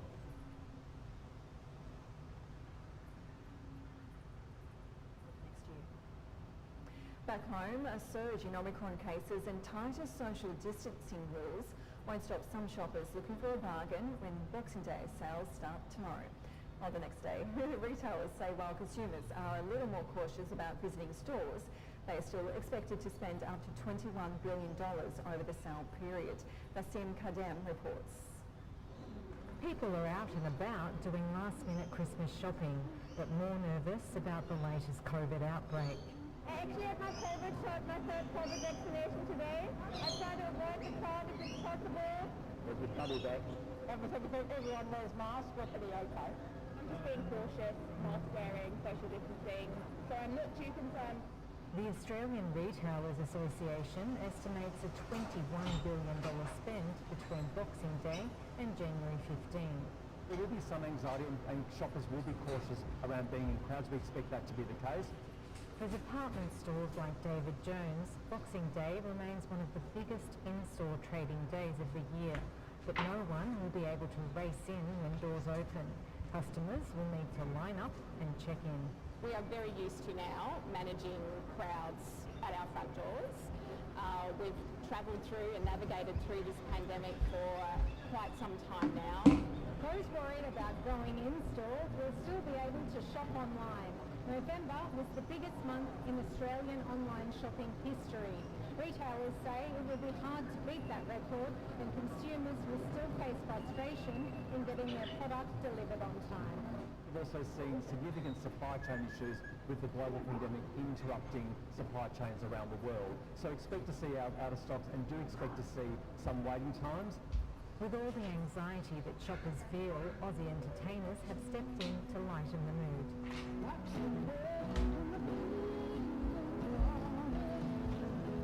Nassim Kadem, ABC News.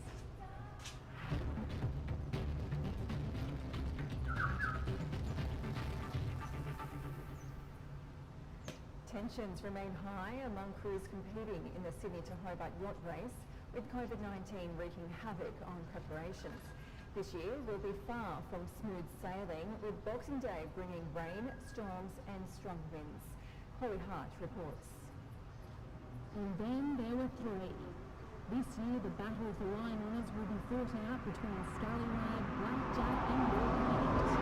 Having never won the Sydney to Hobart and finishing second last time, Christian Beck is hoping 2021 is the year. I think our odds are better this year than ever. With southerlies up to 20 knots on day one, Law Connect will be primed to take an early lead. The start's looking very good for us because we're a big heavy boat and everything about that is wrong. Winds help us, but then it gets light and then the other two boats are going to catch us. For others, Boxing Day's treacherous forecast couldn't be worse. Sort of boat breaking for the 100-footers, so just got to stay in one piece and be alive in after 24 hours. The fleet will look different to recent years without dominant Supermaxes, Wild Oats 11 and Comanche, who aren't challenging. Wild Oats has made this race what it is. We'll miss that boat for sure, not so much Comanche. She was too quick. It's not just pre-race nerves kicking in. Sailors will find out tonight if they've returned negative COVID results so that they can compete on Boxing Day. Most of the boats don't have backup crew, so will be undermanned if they test positive. Hopefully we're all good, but it could be catastrophic for us. It could be catastrophic for anyone. Who's going to win? With the race still going on, these crews are ready for England's cricket captain Joe Root says his team's woes are mental ahead of the Boxing Day test, which they must win to keep the Ashes contest alive. Here's national sport reporter David Mark. Draft a more efficient anti-corruption policy. Russian representatives also took part. To attack it. Amid rising tensions, British Foreign Secretary Liz Truss repeated her warning to Russia. She said that any incursion into Ukraine will be a costly mistake. But Truss has welcomed Moscow's willingness to enter talks. Germany and France have called on both sides to respect the restoration of a full ceasefire in eastern Ukraine. In a joint statement, the foreign ministries urged the two sides to continue discussions on further steps in the humanitarian field. This novel approach will provide significant cost savings, contributing to the achievement. VM is now available in your country. Download the app now. Get all the news on the move. The IAEA recently held its first online webinar called Pushing the What is Happening Now? The webinar included 6 panels from around the fusion industry to discuss the challenges and how the public and private sector can collaborate to accelerate the development of fusion as a reliable. Also this hour, Indian Foreign Secretary Harsh Shringla is on a 2-day visit to Myanmar, the first high-level outreach from India since the Myanmar military coup in February. On the trip, Shringla emphasized on a return to democracy for Myanmar. The Indian Foreign Secretary met General Min Aung Hlaing, who is the chairman of Myanmar's State Administrative Council. Min Aung Hlaing is the head of the Myanmar junta that seized power from the Aung San Suu Kyi government in February. He also met with members of the National League for Democracy, which is the party of Myanmar leader Aung San Suu Kyi. Sources have told Riyadh that Shubra had asked for a meeting with Aung San Suu Kyi, but it did not materialize. Aung San Suu Kyi was sentenced on December 6th to 4 years in jail for incitement and breaching coronavirus rules. Her sentence was later reduced to a 2-year term of detention. The Foreign Secretary stressed on India's interest in seeing Myanmar's return to democracy, release of detainees and prisoners, the resolution of issues through dialogue, and complete cessation of all violence. Shubra also handed over 1 million doses of India-made COVID-19 vaccines to the representatives of the Myanmar Red Cross Society, a move aimed to support the country's fight against COVID-19. Myanmar is one of India's key strategic neighbors. The country shares a 1,640-kilometer-long border with a number of Indian states, including Nagaland and Manipur. Since the coup this year, India has condemned any use of violence, rooting for the restoration of democracy in Myanmar. Riyadh's principal diplomatic correspondent, Sidhan Sibal, has sent us this report from New Delhi. Take a look. And if you haven't already, please subscribe to our The 2-day visit of Indian Foreign Secretary Harsh Shringla is over, and we know that this is a significant visit given that this is the first ever visit of a top Indian government official to the country since the coup that happened on 1st of February. India was keen for a meeting with Aung San Suu Kyi.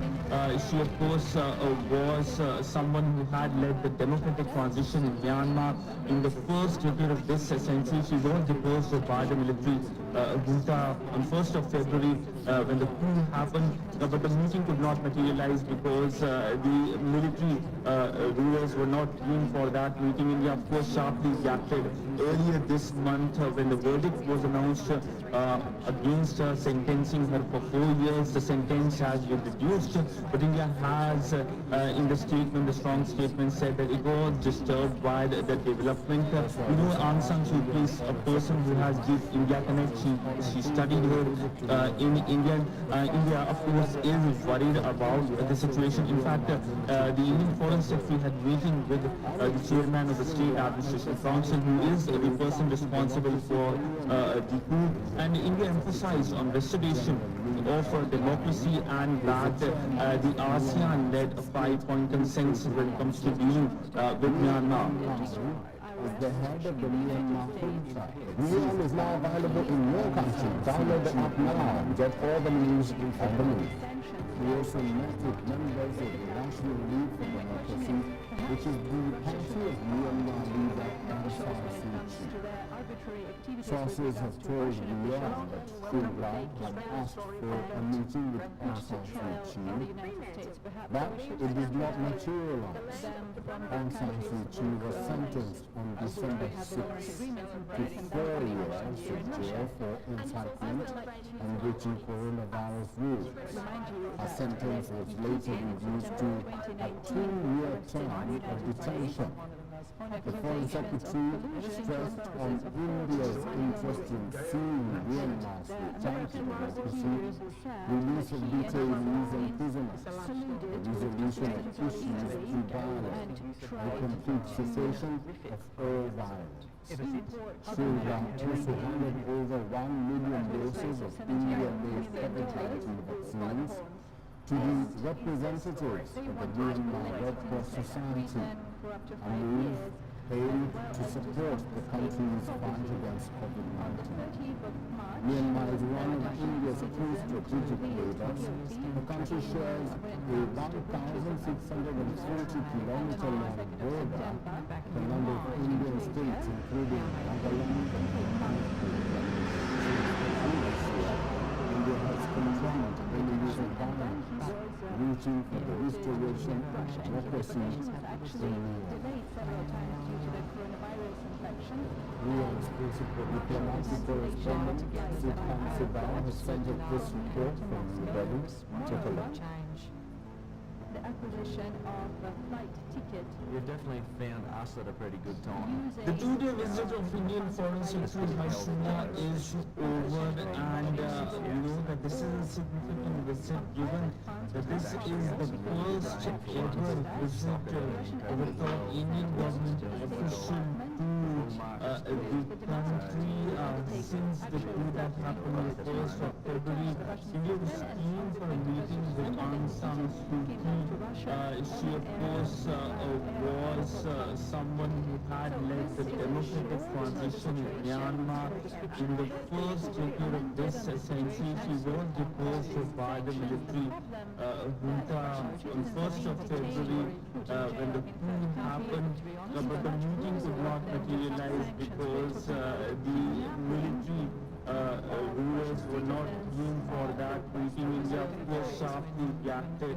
Earlier this month, when the verdict was announced against sentencing her for 4 years, the sentence has been reduced. But India has, in the statement, the strong statement, said that it was disturbed by the development. You know, Aung San Suu Kyi is a person who has deep India connect.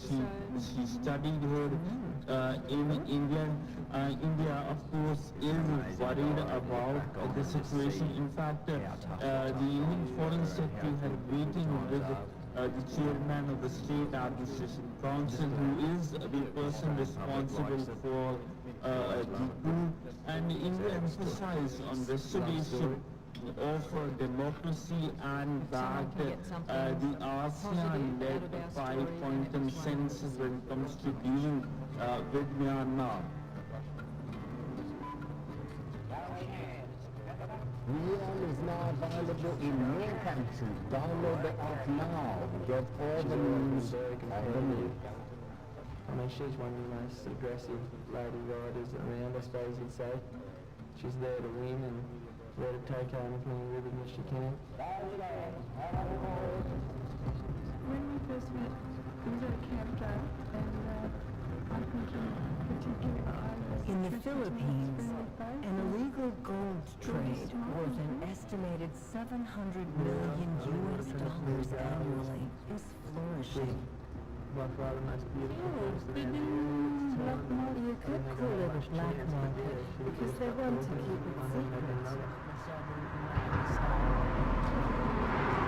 The trade is run by financiers, agents, and buyers who do whatever it takes to keep the business going.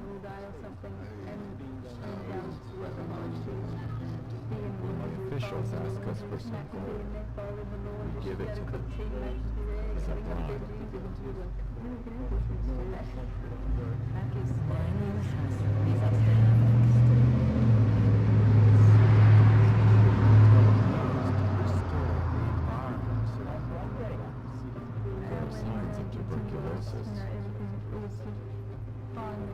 We met the people driving this illegal trade. They don't care who sells their gold to them, or where it comes from.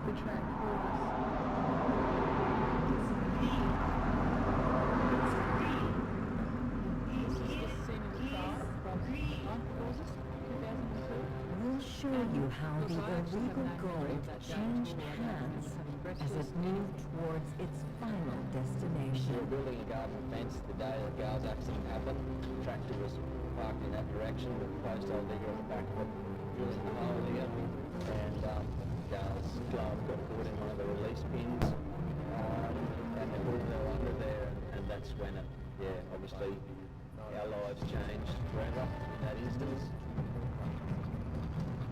East of the capital, Manila, lies the coastal town of Paracane. People have been mining gold here for centuries.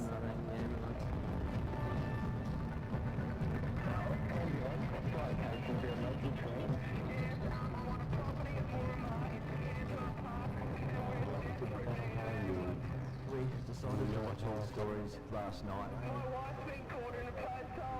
I'd have to say I did tear up a few times to listen to the 000 call, to think about the actual injuries Gail had.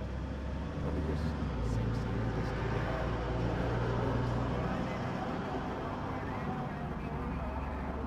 The 000 call that Matt made was probably the most emotional part for me. That really gets me, listening to his voice.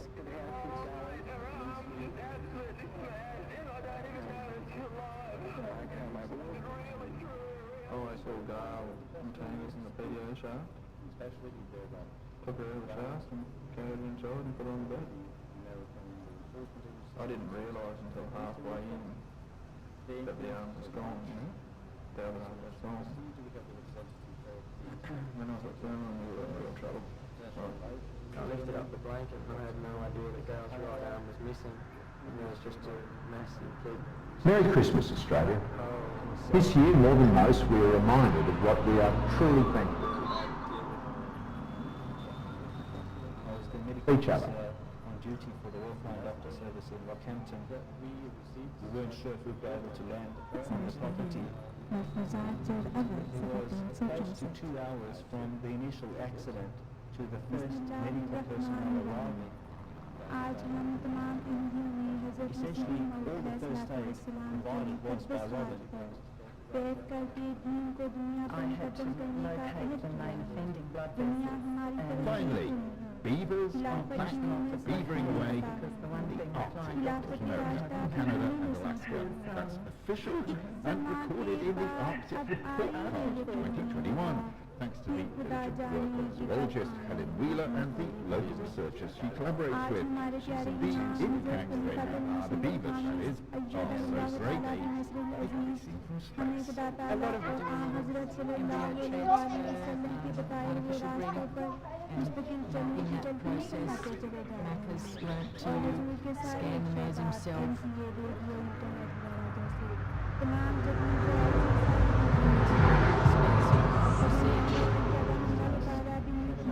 But you can improve your genetics quickly, and the progeny are worth a lot of money. And so it's become from a basic horse breeding operation to a much more complex one. Cantor Park these days usually runs around about 2,000 head of cattle and about 50 head of horses. प्यारे हुजूर की हर तहरीर, हर इशारा और हर पैगाम को सुनने और फिर उस पर अमल करने की पूरी कोशिश करेंगे।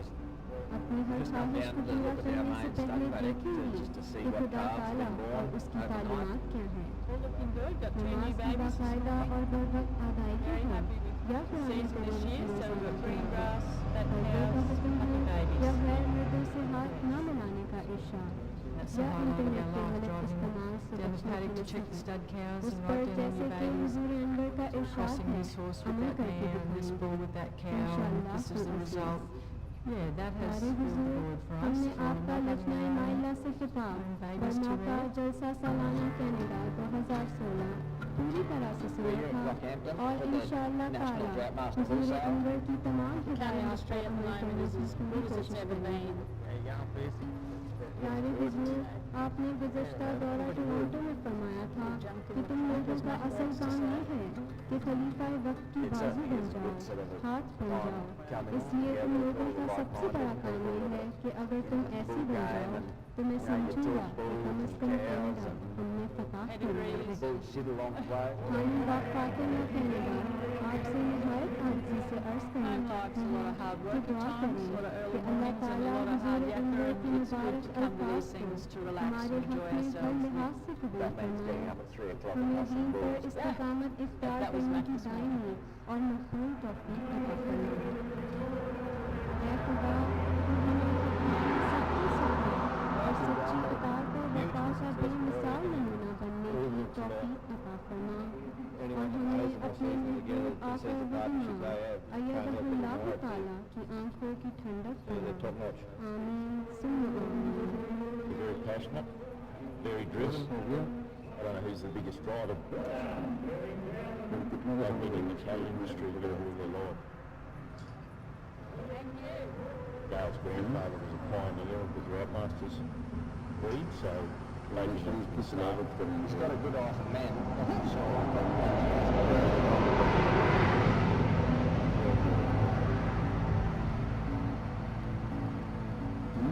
looking back at what we've built now and our relationship, changing things. Gail probably wouldn't agree with that, but it's amazing things that happened to us throughout our lives due to the accident. It's been a pretty incredible life. I've enjoyed it so much, and it's always been such a sort of special relationship between us. We've still got each other, and we're still going to live more or less the dream life that we always knew we would. We've been through some horrific years of drought and some tough times, but we have worked and managed through those years together and come out the other side and having beautiful green waving grass around us, beautiful fat happy calves, cows, horses, foals, and doing what we absolutely love. So this is where we are now. When you have good times like we're in at the moment, you really do cherish the lessons and sharing. That's what love's about, is sharing things together. Mac and I have been married 22 years now.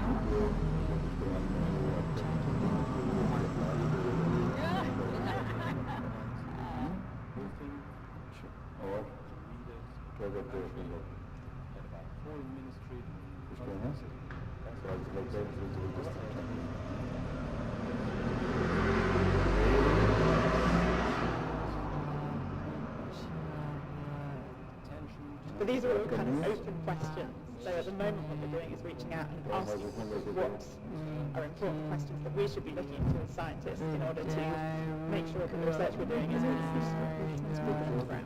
Helen Wheeler, Anglia Ruskin University, wrapping up this edition of Science in Action on the BBC World Service, and just about wrapping it up for 2021. Next week I'll be looking back over a year of COVID variants and how we ended up with Omicron. Till then, from me, Rowan Pease and Lisa Keeley-Siddle, thanks for listening. Parliamentary broadcasting on ABC Radio since 1946. For 42 years, no less, it's been possible to hear Parliament on ABC Radio. But these broadcasts have hitherto been subject to tiresome interruptions by concerts of Mozart and Handel, talks on recent developments in poetry, more Keats and less Keating has been the cry. The evident doubt at ABC has heard this cry and has smiled upon it, yielding an entirely separate wavelength devoted solely to parliamentary business. Jim Hacker will be pleased. We were there live as history was made. Passing 3/4 of a century of parliamentary broadcasting, this is ABC News Radio. Back to the BBC after the news.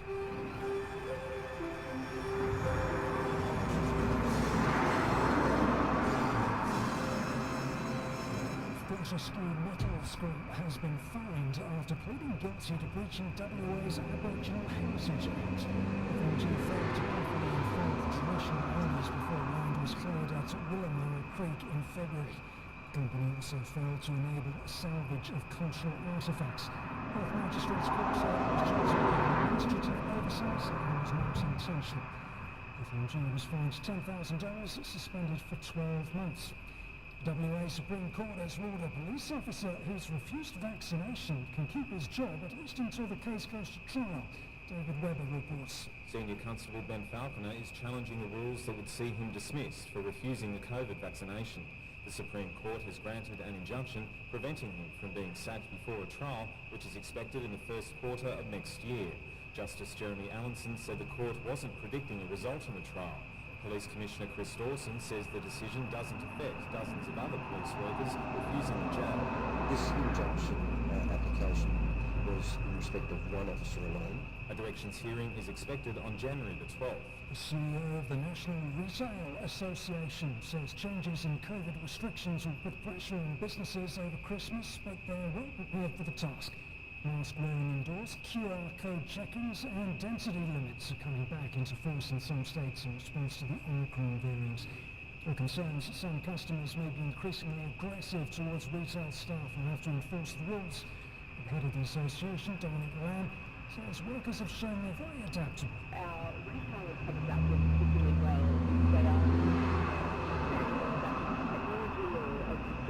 The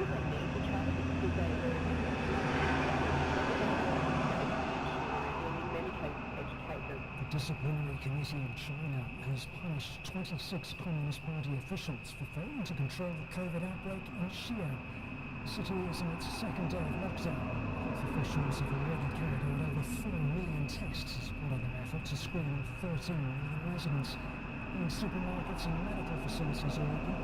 Each household allowed to delegate one person to shop for necessities every 2 days. The Omicron variant is yet to be detected in Xi'an. Japan says government officials will not be attending the Beijing Winter Olympics in February. They won't be joining the diplomatic boycott of the Games either, the BBC's Rupert Wingfield-Hayes reports. This announcement appears to be a bit of a Japanese diplomatic fudge. Chief Cabinet Secretary Hirokazu Matsuno says Japan won't be sending a government delegation to the Beijing Winter Games. That aligns Japan with its US ally. But Mr. Matsuno stopped short of calling this a full diplomatic boycott. Japan will instead send its Olympic and Paralympic chiefs to Beijing and the head of the Tokyo Olympic Organizing Committee, Seiko Hashimoto, who is a member of parliament for the ruling Liberal Democratic Party. Meanwhile, China says a new American law requiring proof that goods imported from Xinjiang are not produced by forced labour is a gross interference in its internal affairs. The White House says genocide is being committed against the Uyghur Muslim minority there, which China denies. Spokesperson for the Chinese Ministry of Foreign Affairs, Zhou Lijiang, says the US shouldn't be pointing fingers. The US is accustomed to judging others by its own yardstick on so-called human rights issues, and is always trying to give prescriptions to other countries, whereas it is plagued by notorious human rights records itself. The US has fully exposed its sinister intention of attacking and smearing other countries. Parts of California are being evacuated as a wave of storms passes through the west of the country. Moisture from the Pacific Ocean is fueling the weather, which could dump rain and snow over much of the region through Christmas. People living in bushfire-scarred areas are protecting their homes with sandbags. California resident Sarah Valentine. It's scary, it's Christmas. Am I going to be able to go and see my family? You know, if you get mandatory evacuation, I would say I have a whole bunch of animals where I live, a companion, and I need to feed them, I need to be there, and I mean, is my husband going to be able to get home tonight? These are all things that I don't know. Back home, a 5-year-old boy has died after being mauled by a dog on the Gold Coast. Paramedics were called to a private address at Varsity Lakes this morning after the dog turned on the boy when he was playing with it. He sustained neck and back injuries and was taken to Gold Coast University Hospital where he underwent surgery which couldn't be saved. Elsewhere, a diver has died in waters off St Helens on Tasmania's east coast. Senior Sergeant Justin Lawson with more. The middle-aged male who had been diving in the vicinity of St Helens Island has been brought back aboard unconscious, and subsequent to that it would appear that he has passed away. Water New South Wales has sent out a red alert warning for potential toxic blue-green algae in the Sheen Dam. The warning means people should not drink, swim, shower or use the water in it. Authorities say boiling the water will not remove the toxins. The dam will be continually monitored as it's on how long the high alert will remain. Christmas Day weather, Brisbane shower in 28, Sydney mostly sunny 30, Canberra afternoon shower 2, possible storm 30. Melbourne tomorrow partly cloudy 21, Hobart partly cloudy 21. Partly cloudy for Adelaide on Christmas Day, 27. Perth, very hot and sunny, windy as well, 43 degrees. And Darwin expecting showers and possible storm, 30.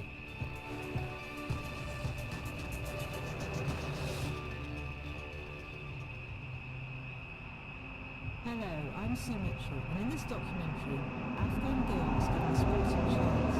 We hear stories of great hope, of new chances as girls fleeing Afghanistan settle into new lives.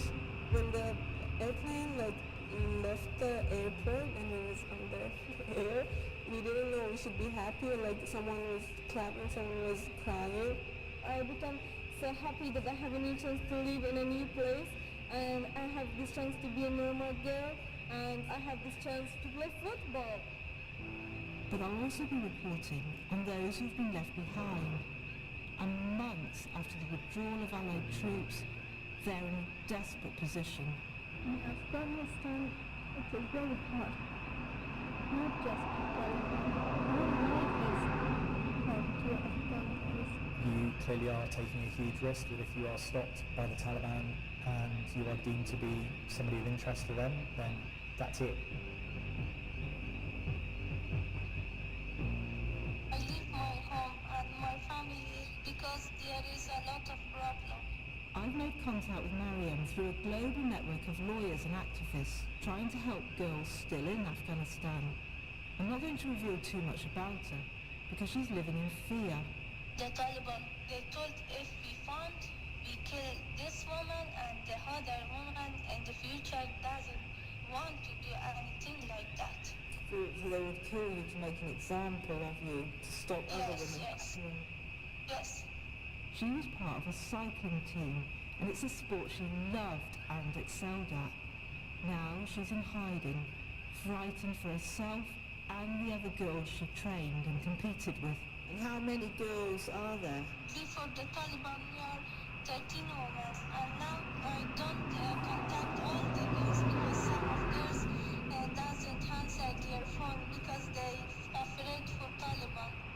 Shalamanya Gomez is part of a global network helping those in Afghanistan who face danger from the Taliban and need to get out of the country. I think that her fear is very well founded. And I've definitely noticed a trend in the last 2 weeks that people are being searched, Taliban are going to the houses, especially the ones who are a little bit famous or the ones that they know of. They're definitely seeking out people now. It's not a fear anymore, it's a reality. Some of the high-profile female sports teams have already fled, and later in this documentary we'll be hearing how they did it and how they're settling into new lives. Nice to meet you. Zara Fayazi is in an unusual position. It's quite a nice little house. She's just moved from temporary hotel accommodation in Britain to a new home, and she welcomes me in. But it must be a relief to be out of the hotel. Yes. Yes. She was a player in the Afghan national volleyball team for 7 years, and then she moved into coaching. She managed to escape, but the 30 players in her team are still in Afghanistan, and she's spending all of her time trying to help them. She says many are in hiding, moving between different safe houses. As you may know, provinces are not safe. Most of our players who were living in other provinces, they had to leave their provinces and come to Kabul and live somewhere in Kabul. And other players who are in Kabul, some of them had to change their address and their contact number or social media account because they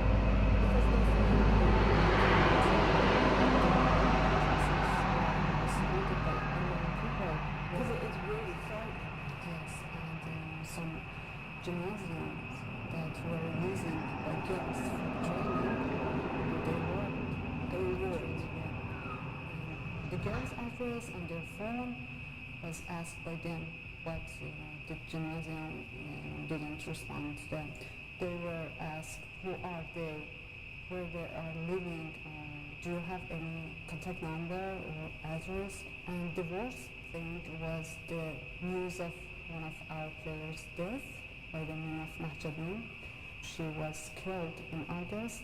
This news made the girls scared a lot and their families, because we don't know who did it and why did it. She was one of active girl and in youth team. Even when teams have been successfully brought out of Afghanistan, there are still so many female sports players left there. Farkhunda Mitaj was the captain of the Afghan national women's football team. She was living in Canada as the Taliban took control of her home country, and she played a pivotal role in helping girls in the national youth football team get to safety. Obviously you're helping so many, but you can't stop thinking about those left behind.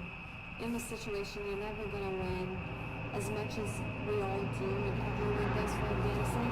Really, many nations have stepped up and have played their part. Many organizations and individuals have done an incredible job, but there is always that feeling that you've left so many behind. You're not able to support so many. What she's seen is the complete divergence in the lives of those who've left and those who haven't. Both groups, their lives have flipped like 360 degrees, one forward, one unfortunately backwards. So now you have two groups that were on the level playing field in Afghanistan, but one, 10 steps forward, one 10 steps behind, and now you have this huge gap within the Afghan community. Mariam wants people to know what's happening to her and her teammates.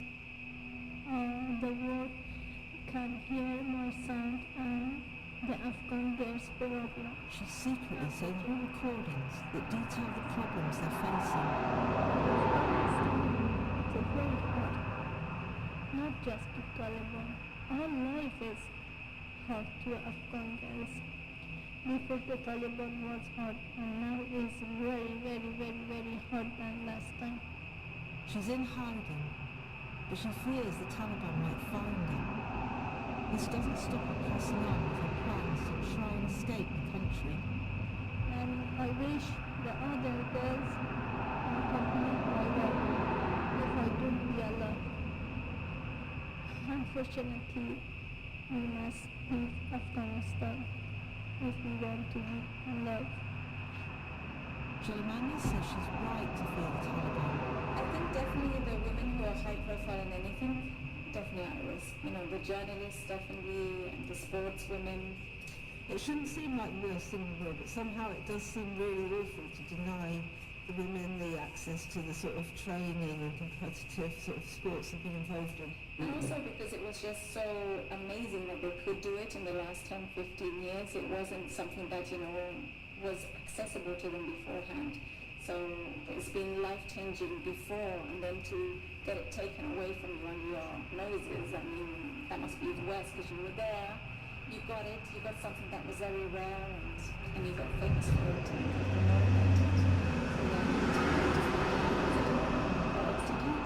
And they're always going to be famous. So it's not as if it's other people who maybe just change a little bit and change their lives. I mean, that's the whole point with the women, because they're not allowed to work. They can't get out of anything anymore. Their alternative is no alternative. What's the myth? If you show your identification, will the Taliban be able to know that you are part of the cycle team? Mariam's speaking to charities and donors who might help, but it's a difficult and risky process to navigate. If they know, they will kill us. But when they see your identification, they check by hand. For example, don't have any knowledge to check by the computer. They just ask where you go. One of the harshest realities for these girls is leaving their families behind.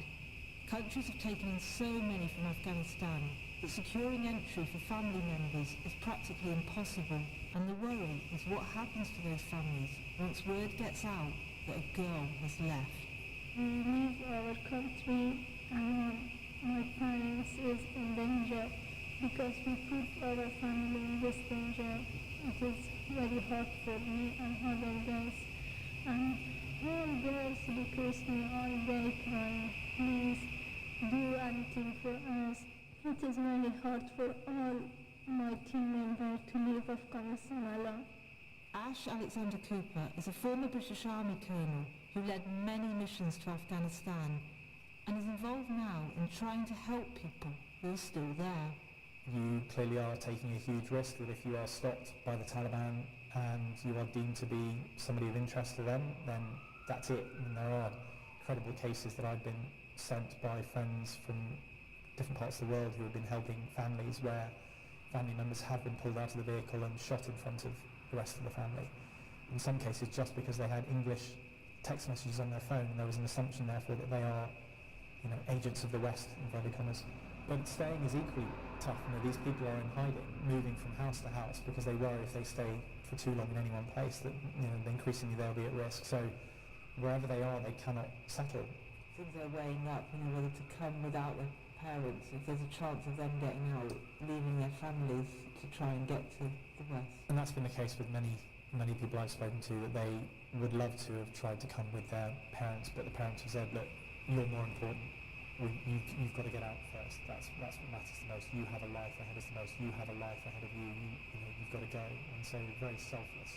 of the parents with no sense that they would be able to follow to any of these countries. They're doing it because they want to make sure their children don't suffer in the way that they know the Taliban can rule. Do you think those parents want to see their children again? It's hard to say, it really is. I clearly would hope so, but time will tell. My family told us it's okay, we can go, but we want to our parents be fine. On the one hand, I am very glad that we will be able to move. Liz is also on the cycle team. Like all the girls in the world and live our normal lives properly. And on the other hand, I am sad that I have to leave my country, my family, my friends in this situation. Then there's every likelihood the Taliban will go and target other family members to make a point that they know that the parents might not have said anything overtly or directly against the Taliban, but because the daughter or the son may have and has the platform to do so, then they're absolutely at risk. I've received many videos of people being beaten that are taken on phones, people being hanged and driven through the streets in towns that we were in ourselves not very many years ago, that we had thought had turned a corner and are now fairly civilized and well invested in and had a future. They're taking it back to the dark ages. And so, I think there's a very real risk for a lot of these families. That's going to be a huge issue. Doesn't really bear thinking about.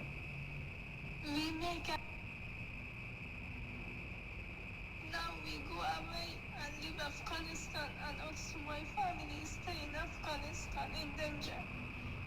It is not very easy. What do you think you'll do? I don't know. It is very hard for me because I put my family in very bad risk, and now I go alone. It is really hard.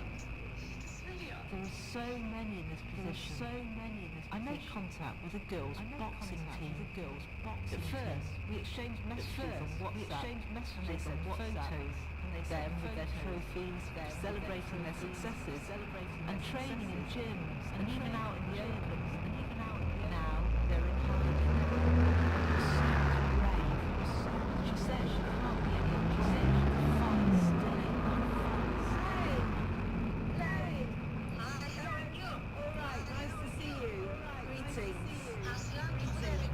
I have also been at a losing mindset.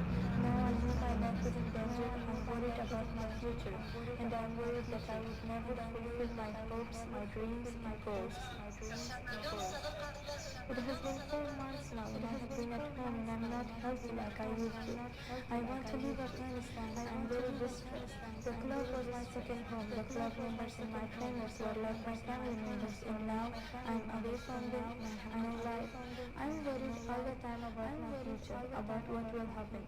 In the 20 years we were there, we have given a whole generation cause to dream and have aspirations that were not there under the previous Taliban government. Clearly at the moment, those dreams look fairly far away, from a distant from everything, a distant sheet. Many of us want to try and ensure that those dreams are not, they don't die. We have gold medals and achieved so much. Now we have nothing. At first, our parents prepared a secret bedroom for us to use to keep fit and try to exercise. They send photos of their secret room. There's a small space. There's a photos of the Continuing to meet and do what they do, because they don't want to. And I think for many of them, even though risk, that clearly comes at female sportswoman, doing a sport and it's been bad, you meet your friends to carry on doing that, clearly there will be consequences. But I think for many of the girls, if they were to stop doing that, they've lost that one they've lost by getting together and realising that there are getting together and realising that there are others, just giving them make a stand. It maintains their fight and their spirit. It maintains their fight and their spirit. I just would hate their spirit of there is a future that not I wonder about the danger. I wonder whether I'd be this brave,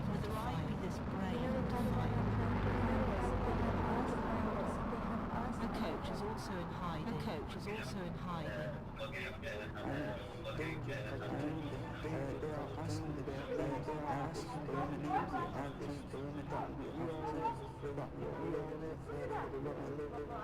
First the Taliban came. When they found him,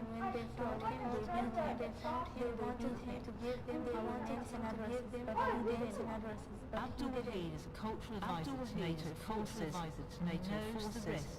He knows the risks running. They can do it, but with fear. They can knowing that if someone in the neighborhood them that they are continuing their training underground, they will face some persecution from the Taliban. The easiest would be they will be detained. The harshest one is like many other cases. What happened in the last three whereabouts they are. People are disappearing. And if we are asking the authority of the Taliban, what happened, we don't know. But people disappearing overnight. There's no way. The box. Zara was lucky in which her love decades encouraged her love of sport, encouraged strength. She went from strength. She thought her daughters would do the same. The good thing was every individual.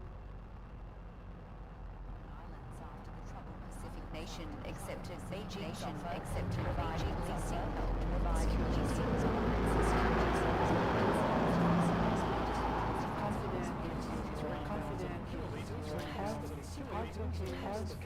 Physical condition is one thing, mental health and your passion. They believed in a dark, particular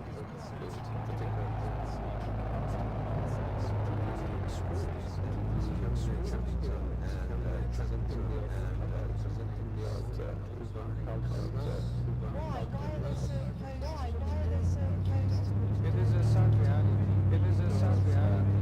Look back to the first one when we against the interpretation of the Sharia law. If you go from sport and now you're living this kind of life, would you say that those girls is not possible those girls is trying to get out? Are they in that much danger? Are they in that safe danger? It depends on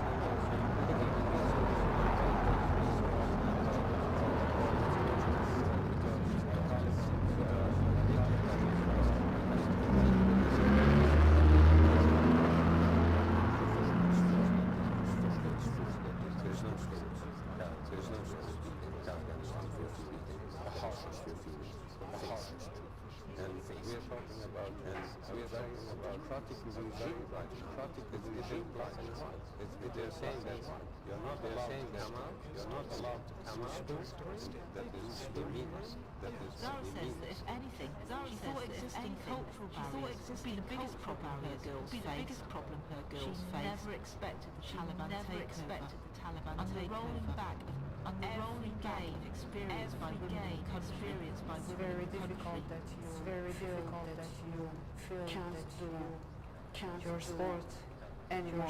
The sport anymore. You spend lots of frankly in Afghanistan it's not easy for a girl to do sport. They need to start from their family and they need to face many challenges from their society. I really appreciate them. They could do all of them. Now they are facing future. I can really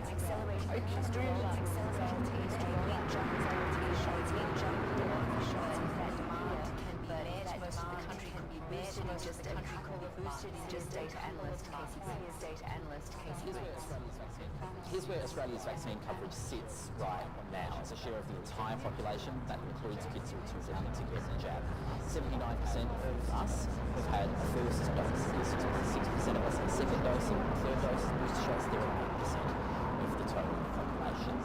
Pulling forward these booster shots, as the federal government's announced today, well, that is very quickly going to allow a lot of those people who got second doses in the August, September, October rush that we saw earlier this year to get their third ones. Back then, we were seeing more than 300,000 doses being done most weekdays, and obviously that's slowed down since then, but in the numbers growing again, back above 200,000 doses a day, many weekdays.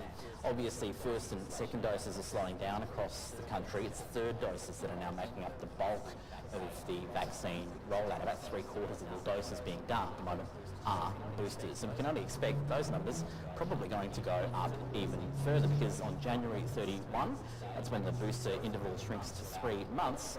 At that point, about 60% of us, more than half of all Australians, will be eligible for a booster shot.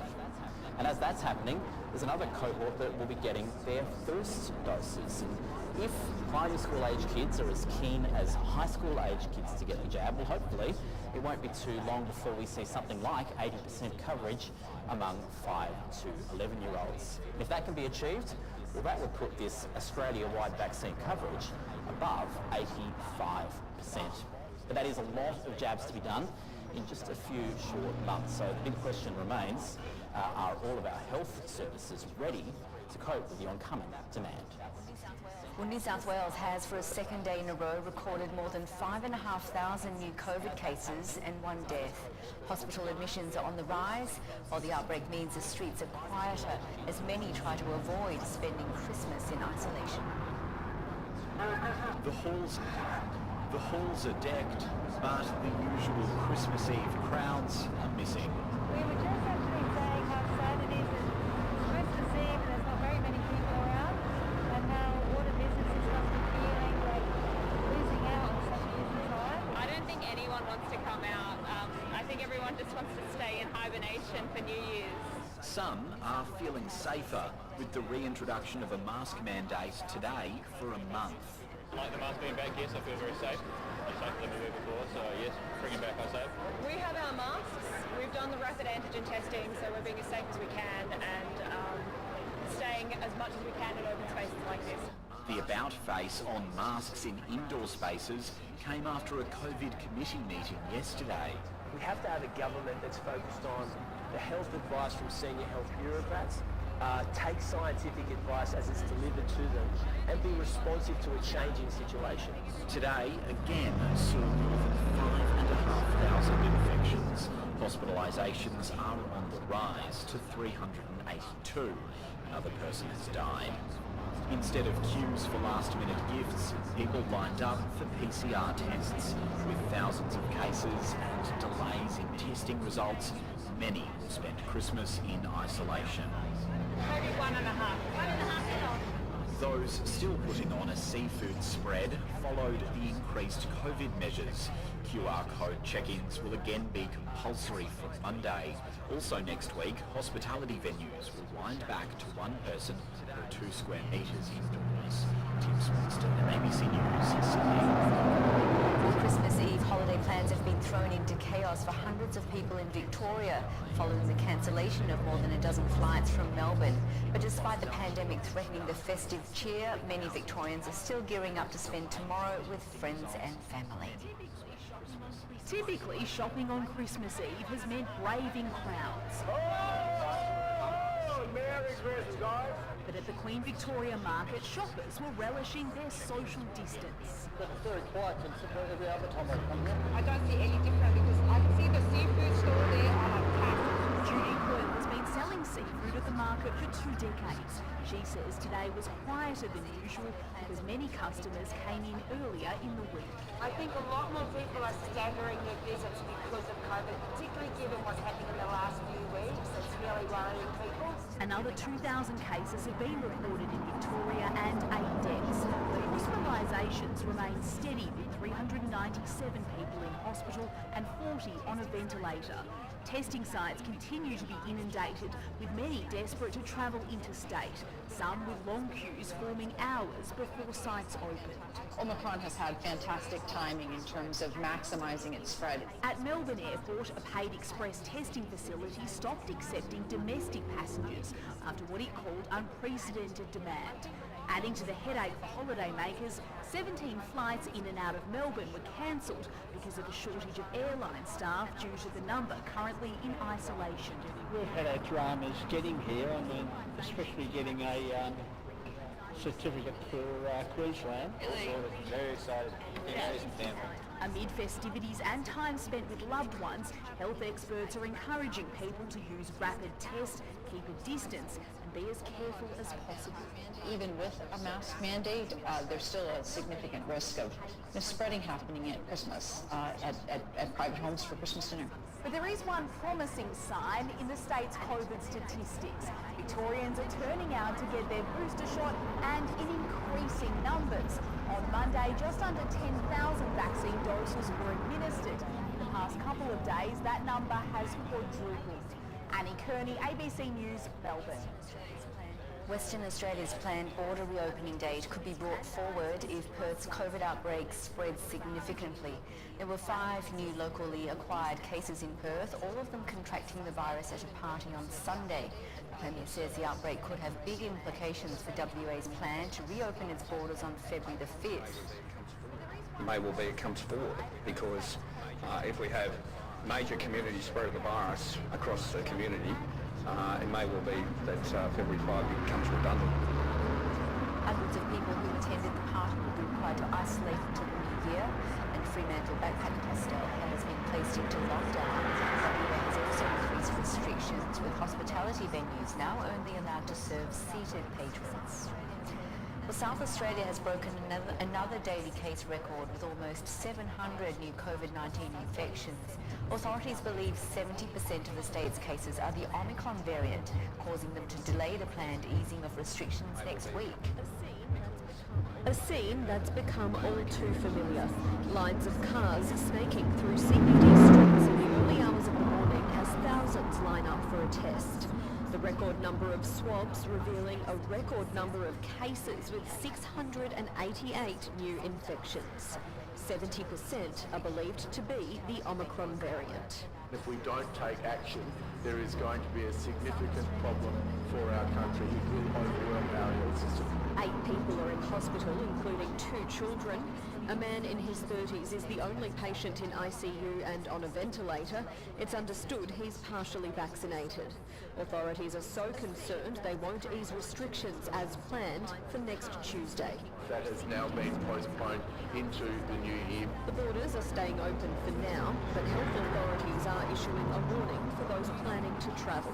Reducing unnecessary travel is probably something else that we should be thinking all across Australia at this point in time. 87% of the state's population is fully vaccinated. The remaining few make up half of yesterday's case numbers. We can see it's a massive overrepresentation on those people who are contracting the disease.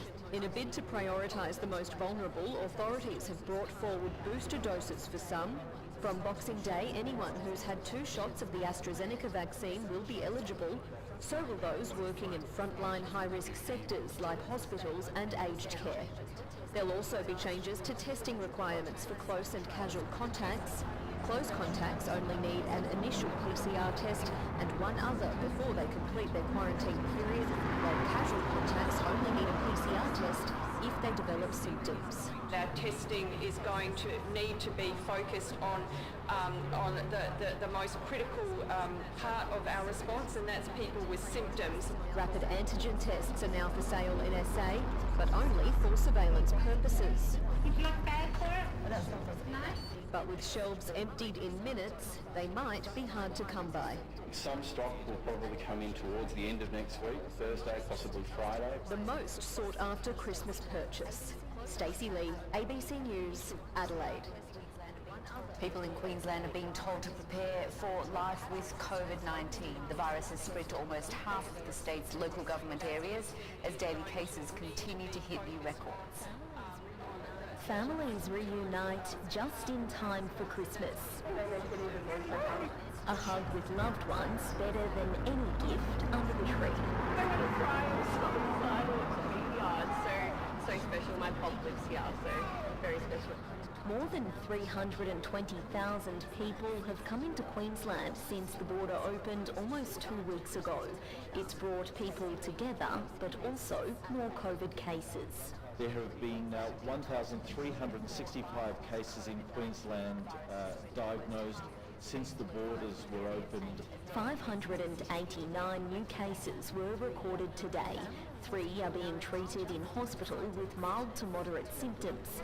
32 of Queensland's 77 local government areas now have active cases in the community. This virus is everywhere.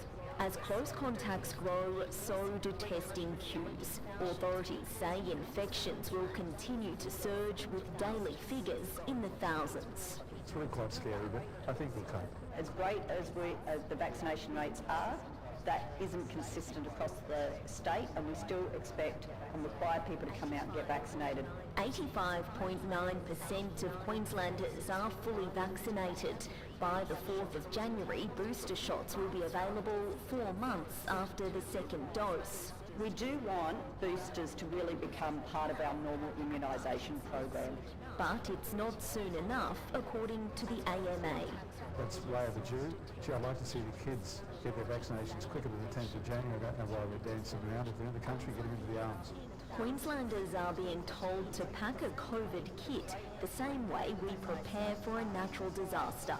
Things like having a thermometer at home, pain relief, regular medications, a plan of who may look after your children if one or both parents end up unwell. Almost 4,800 Queenslanders will spend Christmas in quarantine. Authorities are encouraging those lucky enough to still get together to celebrate outdoors and limit physical contact. If you have any symptoms, if you are unwell, please don't attend Christmas events. And if you're not vaccinated, stay away from everybody. Rachel McGee, ABC News, Brisbane.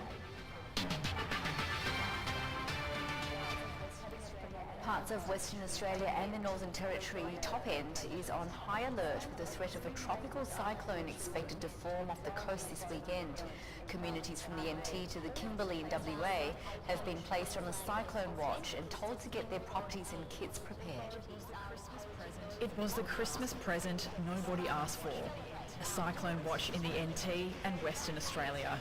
We're currently expecting that this system will develop to a Category 1 cyclone, which will see sustained winds of 89 to 117 kilometres an hour, but you could see wind gusts upwards of 150 kilometres an hour. Authorities have issued the watch alert for a large stretch of coast in the northwest top end, covering communities between Point Stewart in the NT all the way to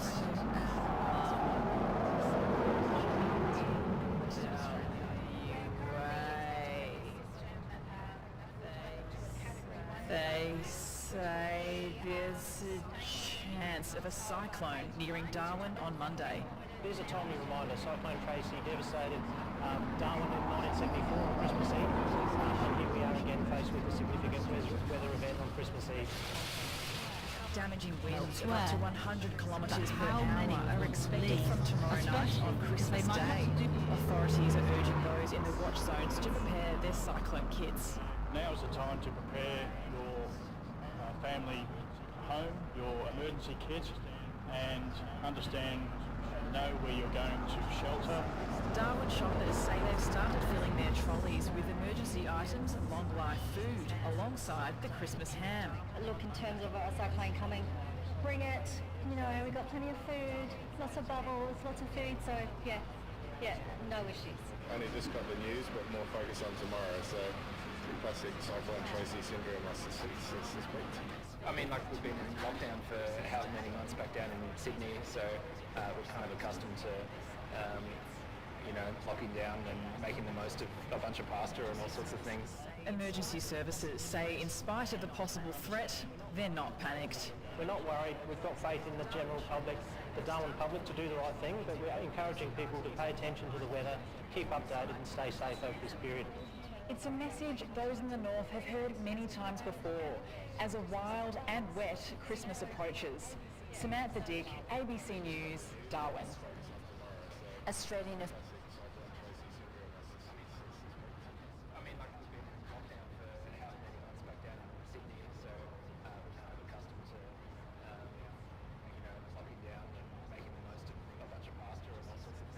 Emergency services say in spite of the possible threat...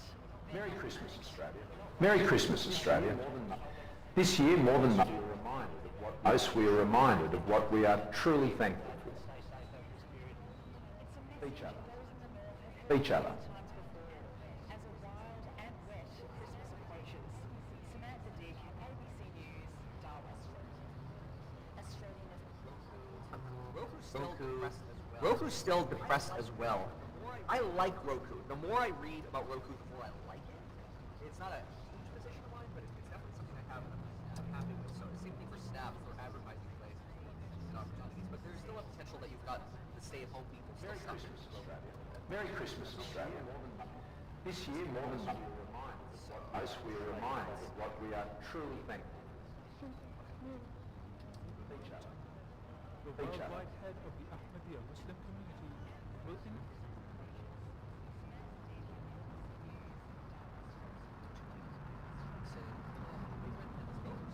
Big red candles at the end of the day. Where were the red candles? Well, I like Roku. Which takers did you say was a good chance of the short series?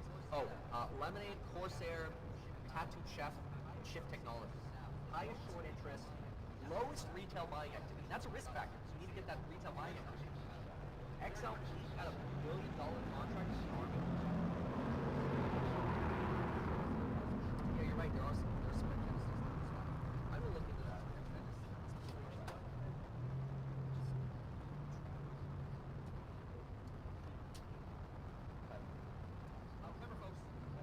Remember, folks, use that course coupon code if you're not a member yet. If you watch here daily, you're not a member yet. I don't know what week using price. Just drew a trend line in price, the opposite of just be like you may as well pop in.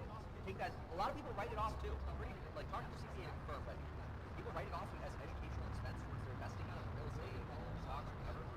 And I mean that really cuts the price of the course down even more. It's like now you're considering right up on it is. Plus, right off.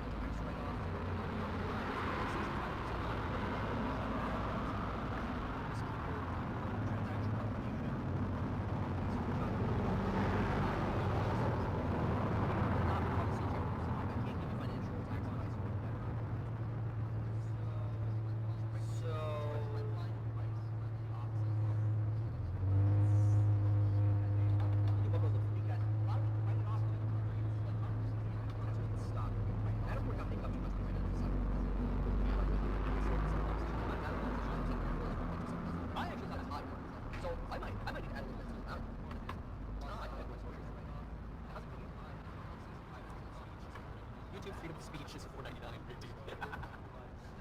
your family to buy the course for US and access. There you go.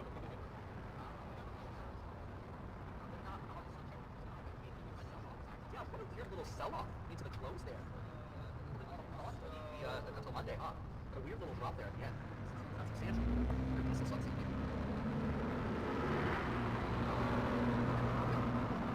You want video graphics cards with even. Okay, I'm gonna quickly look at what this thing A is you're talking about. Paymentus Holdings. What the heck is that? Paymentus Holdings. It's a holding company.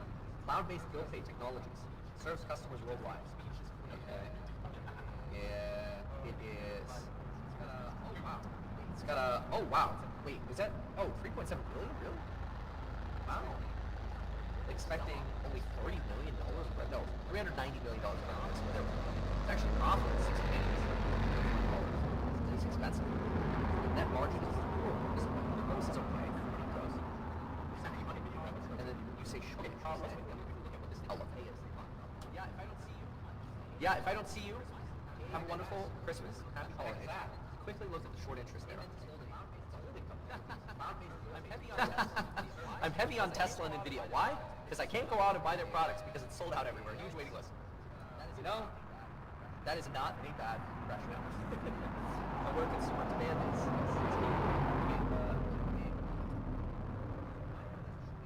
So I have it as a short interest of 8.11%. right, folks. All right. Cheers. All right, folks. Cheers. Merry Christmas. I'm gonna go now. Hey everyone, welcome back to another episode. Hey everyone, welcome back to another episode of the Meet Kevin Show. So we last interviewed the executives over at Hut 8 Mining. Merry Christmas, Australia. Merry Christmas, Australia. This year, we are reminded, more than most, we are reminded of what we are truly thankful for. Each other. Each other.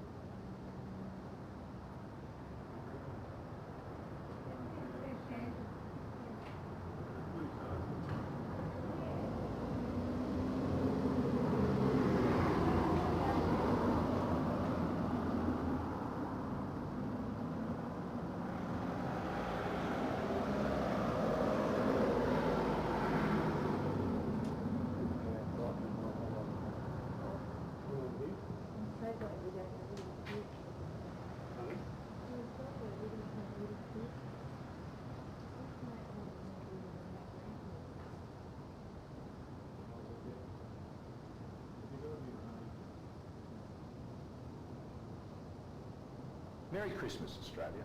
Merry Christmas, Australia.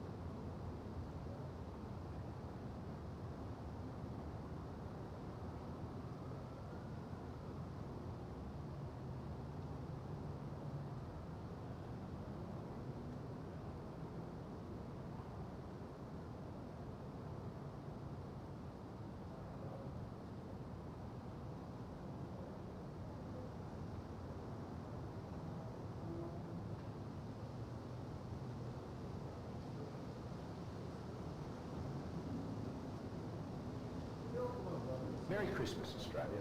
Merry Christmas, Australia. This year, more than most, we are reminded of what we are truly thankful for. Each other. There are 6 families in Devonport, in northern Tasmania, from the Hillcrest Primary School this Christmas, who are completely devastated. Our thoughts are with them. Everything they cherished in life was taken from them in a terrible instant. It's unimaginable. And so our hearts break for us. This Christmas, shed a tear and raise up prayers for them, I believe, right across the country.